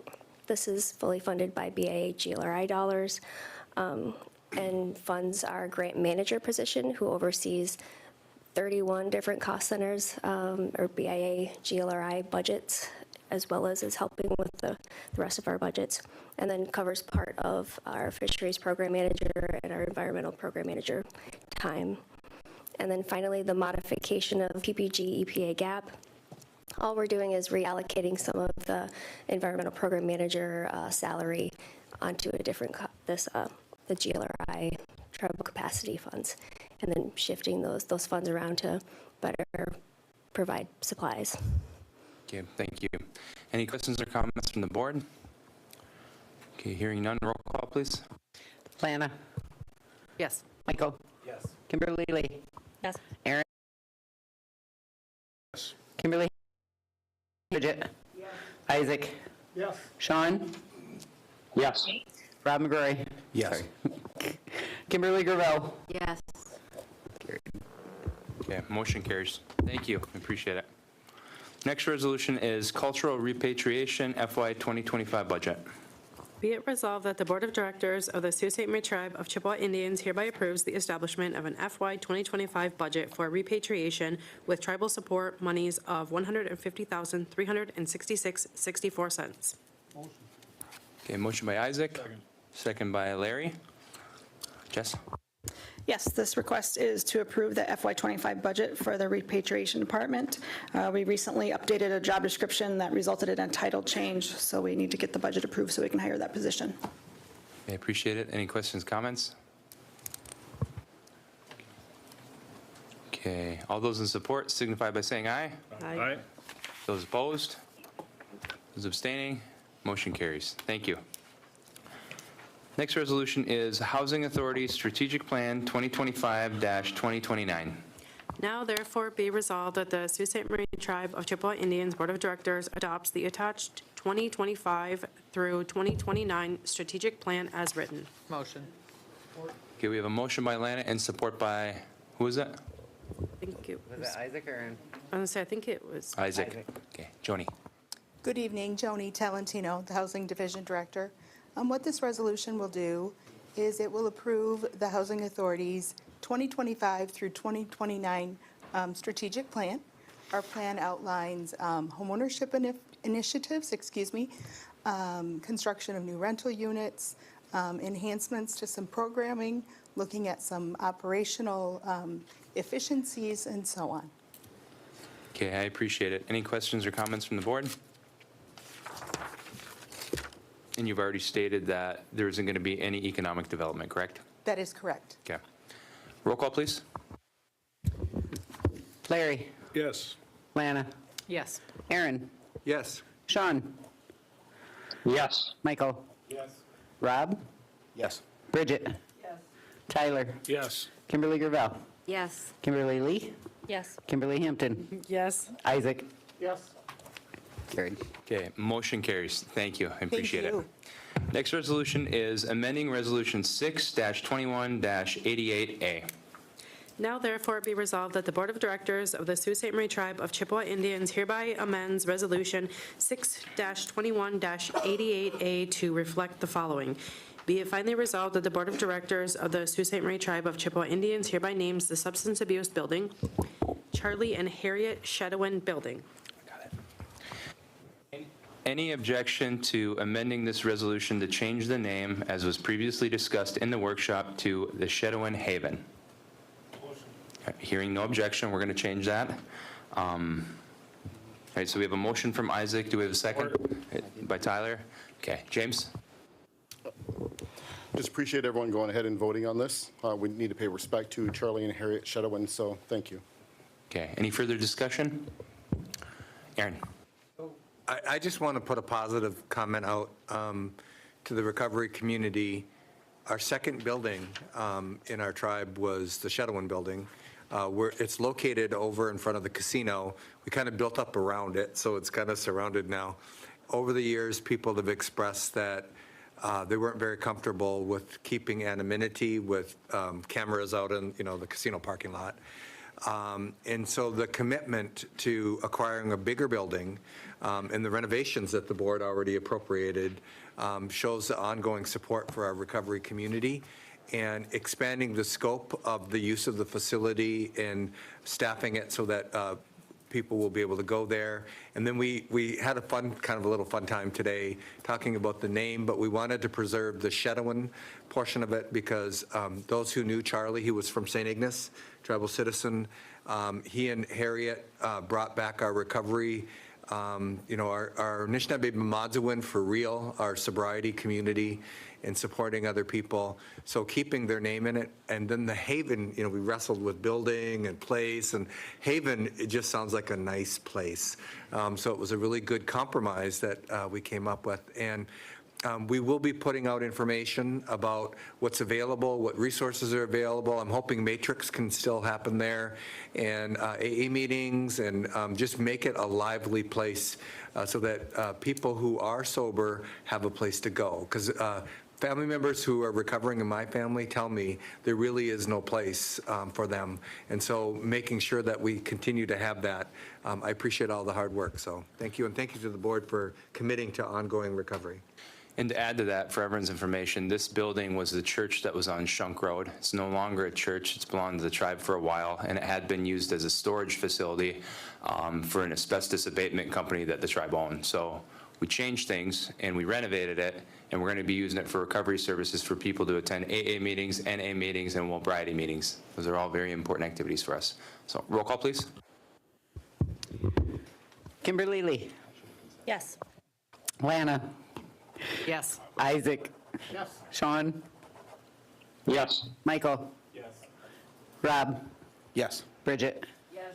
Tyler? Yes. Larry? Yes. Aaron? Yes. Kimberly Gravel? Yes. Kimberly Hampton? Yes. Carried. All right, motion carries. Thank you. Next resolution is waiver of sovereign immunity for Hilo LLC. Any objection to waiving the reading? Hearing no objection, we're going to waive the readings. We have a motion from Isaac. Is there support? Support by Tyler. Could you guys explain this resolution for everyone in the room, please? I can do that. Carrie Horton, Clinic Manager of the Sioux Tribe Health Center. Basically, what this resolution will do is grant a waiver of sovereign immunity to an AI company called Hilo. And Josh can explain exactly what the waiver of immunity will do, but basically, I believe it's related to payment services for that company. Yeah, so with the software companies, they have their terms in their contract. They're big companies, and they don't like to deviate from their terms in their contract. And in these contracts, the tribe's agreeing to pay for a service and then get the software. So it's not really they're worried about the tribe's sovereignty. They want to dictate where the tribe can sue them if there's any issues with the enforcement of the contracts. And to agree to those terms, we have to grant a waiver of sovereignty to agree to binding arbitration to be able to enter into the contract. But the liability for the tribe is very minimal, as it is just the payment for the software.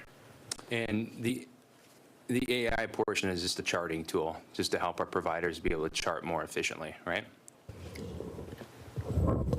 I can speak to that. Basically, what it is there'll be a microphone attached to the computer. They speak into it when they're in the room, and then what happens is that the AI system automatically computes that note, puts it under history and physical, all that needs to be done, and all the side conversations is totally removed from it, which is kind of a neat thing. I've seen it in practice. And so then they just go back to their computer, and it uploads into a note, and they sign it, and it's in their chart. So it does decrease a lot of the time that they would spend on charting. Okay. All right. Lana, then Isaac. Is this the first system we've had? Someone mentioned Dragon this afternoon, but is this the first AI system we've had? Correct. This is the first AI system that we've had. Well, that is huge, because that was one of the number one complaints that the doctors had, and the timing issue. So this should free up a lot, and it should also make it more reasonable for them to respond to things that have to happen. Okay. Isaac? Hey, it's probably one of the first AI solutions that the tribe is going to be implementing, actually, that I know of. We're moving forward. Yeah, the other thing is this can be compatible with the new electronic health records. So what this is it's a gateway AI until we get our new electronic health record. The AI is embedded in the new EHR system that we're going to go to. So this is just going to help us till we get that up and running. Thank you. Okay, anybody else? Okay, hearing none, roll call, please. Rob? Yes. Kimberly Hampton? Yes. Tyler? Yes. Kimberly Lee? Yes. Lana? Yes. Isaac? Yes. Sean? Yes.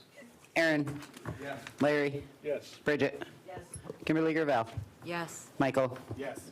Carried. Okay, motion carries. Thank you. Next resolution is authorization to enter into vendor agreement Millennium. Now, therefore, it be resolved that the Board of Directors of the Sault Ste. Marie Tribe of Chippewa Indians hereby approves entering into a vendor agreement with Millennium in the amount of $505,074, utilizing Reconnect 3 grant funding. Be it further resolved that the Board of Directors hereby authorizes the tribal chairman or his designee to execute all documents and agreements to carry out the intent of this resolution. Okay, motion by Isaac, support by Tyler. Danny? All right, good evening. This resolution is authorizing consent to enter into agreement with Millennium in regard to 6 walk-in cabinet fiber huts, which will be used in the production of the broadband network funded by the USDA Reconnect 3 grant. 4 companies were solicited. They were the lowest bid submitted, and in addition, they are well-known for delivering a quality product in the broadband circle. Thank you, Danny. Isaac? Hey, Danny, are we going to have to upfront these funds?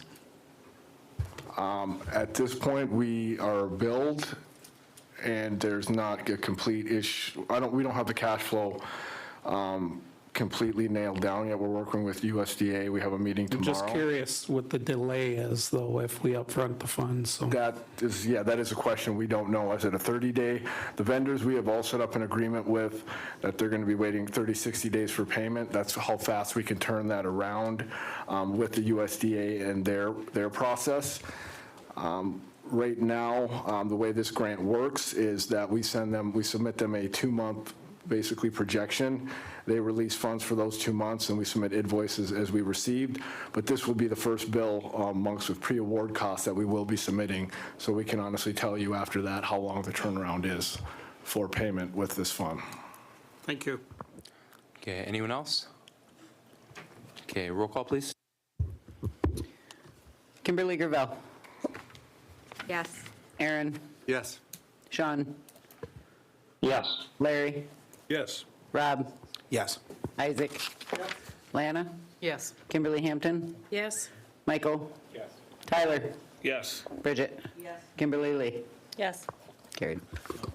Motion carries. Thank you. All right, next resolution is authorization to enter into contract with CCI Systems. Now therefore be resolved that the Sioux Tribe Purchasing Department, with the concurrence of the Broadband Group and CCC, recommends awarding the contract to CCI Systems. Be it further resolved that the Board of Directors approves awarding the design and engineering contract to CCI Systems in the amount of $999,071 for the engineering and design services for the Reconnect 3 award.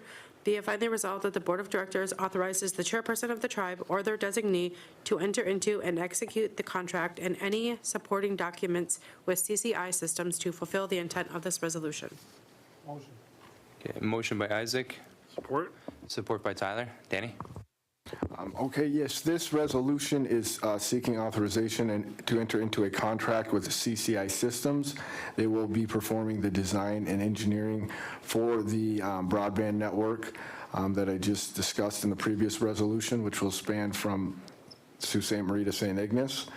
They were one of 4 companies to submit a bid. They are the lowest bidder, they were the lowest, and they are, by our operating partners who have built multiple networks, very qualified and have a proven track record for delivering a good product.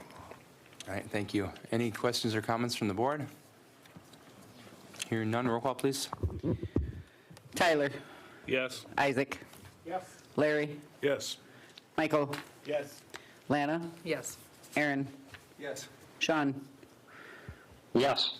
Kimberly Hampton. Yes. Kimberly Gravel. Yes. Rob. Yes. Kimberly Lee. Yes. Bridget. Yes. Carried. Okay, motion carries. And the last resolution is approving supplier contract with U.S. Venture, Inc. Now therefore it be resolved that the Board of Directors of the Sault Ste. Marie Tribe of Chippewa Indians hereby approves the supplier contract with U.S. Venture, Inc. for Midgem University. Be it further resolved that the Board of Directors hereby authorizes the tribal chairman or his designee to execute all documents and agreements to carry out the intent of this resolution. Motion by Isaac and support by Tyler. Danny? Yes, this resolution is seeking authorization to enter into a supplier contract with U.S. Venture, Inc. This would be a contract renegotiated from the previous contract and the type of fuel we received. We will now be selling unbranded fuel at the Midgem location under the Midgem University brand as opposed to the University BP. It is the same supplier that BP used. They sell multiple brands and unbranded fuel as well. Unbranded fuel is what we sell at our other Midgems. Okay, thank you, Danny. Any questions or comments from the board? Isaac? Hey, did we ever get reimbursed for the fuel that was stolen? We did. We did.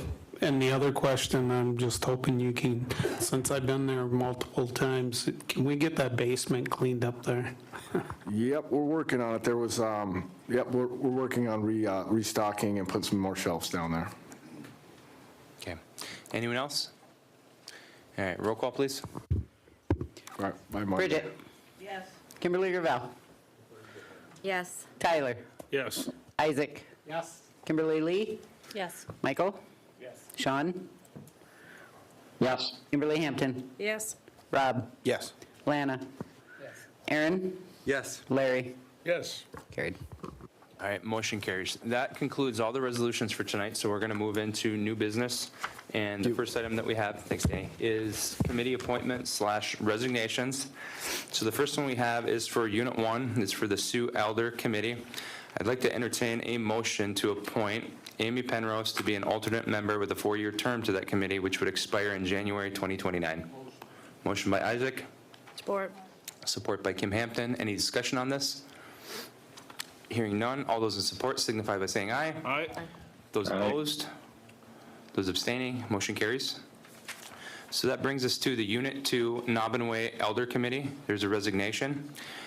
With that said, I'd like to entertain a motion to accept the resignation of Carl Frazier. He was the member / chairman, and he was serving a 4-year term that would expire in October 26. Is there a motion? Motion by Isaac. Support. Support by Larry. Any discussion? Yes. Go ahead. Can we just send thank you cards out to people? Yep, already on top of it. Yep. Yeah. All right, all those in support signify by saying aye. Aye. Those opposed? Those abstaining? Motion carries. That brings us to the Elder Advisory Committee. Darlene Belleville is the current Unit 3 elder on that subcommittee. She has a term that expires March of 2028. She's seeking an appointment to the Elder Advisory Committee, which would be a regular appointment with a 4-year term that would expire in January of 2029. Is there a motion? Motion by Bridget. Is there support? Support. Support by Isaac. Any discussion? Hearing none, those in support signify by saying aye. Aye. Those opposed? Those abstaining? Motion carries. That brings us to the Special Needs/Enrollment Committee. I'd like to entertain a motion to accept the resignation of Diane McLeod Malport. She's the chairperson, and appoint Michael Larson to fill her vacancy. Motion by Rob. Support. Support by Kim Hampton. Any discussion? Okay, hearing none, those in support signify by saying aye. Aye. Those opposed? Those abstaining? Motion carries. And then lastly, we have the Cultural Committee. I'd like to entertain a motion to accept the resignation of Michael Larson. He was on a 5-year term, or I'm sorry, a 4-year term. Motion by Kim Hampton, or sorry, Kim Gravel, and support by Rob. Any discussion here? Hearing none, we shall vote. All those in support signify by saying aye. Aye. Those opposed? Those abstaining? Motion carries. Last item that we have are board concerns. I have one from Aaron. We're going to talk about the item that we talked about earlier. Are there any other ones? Okay, pass it down, Rob. I don't have it written, but I want to. That's done. Yeah, go ahead. Yeah, we'll do closed session because I want to talk about something close too. So this would be just the board. I'm fine. I know, we got some close stuff though. So we'll do closed. Trying to think who can be in the room. I know. Okay. I know. So if you're not a member of the board or staff, you got to go.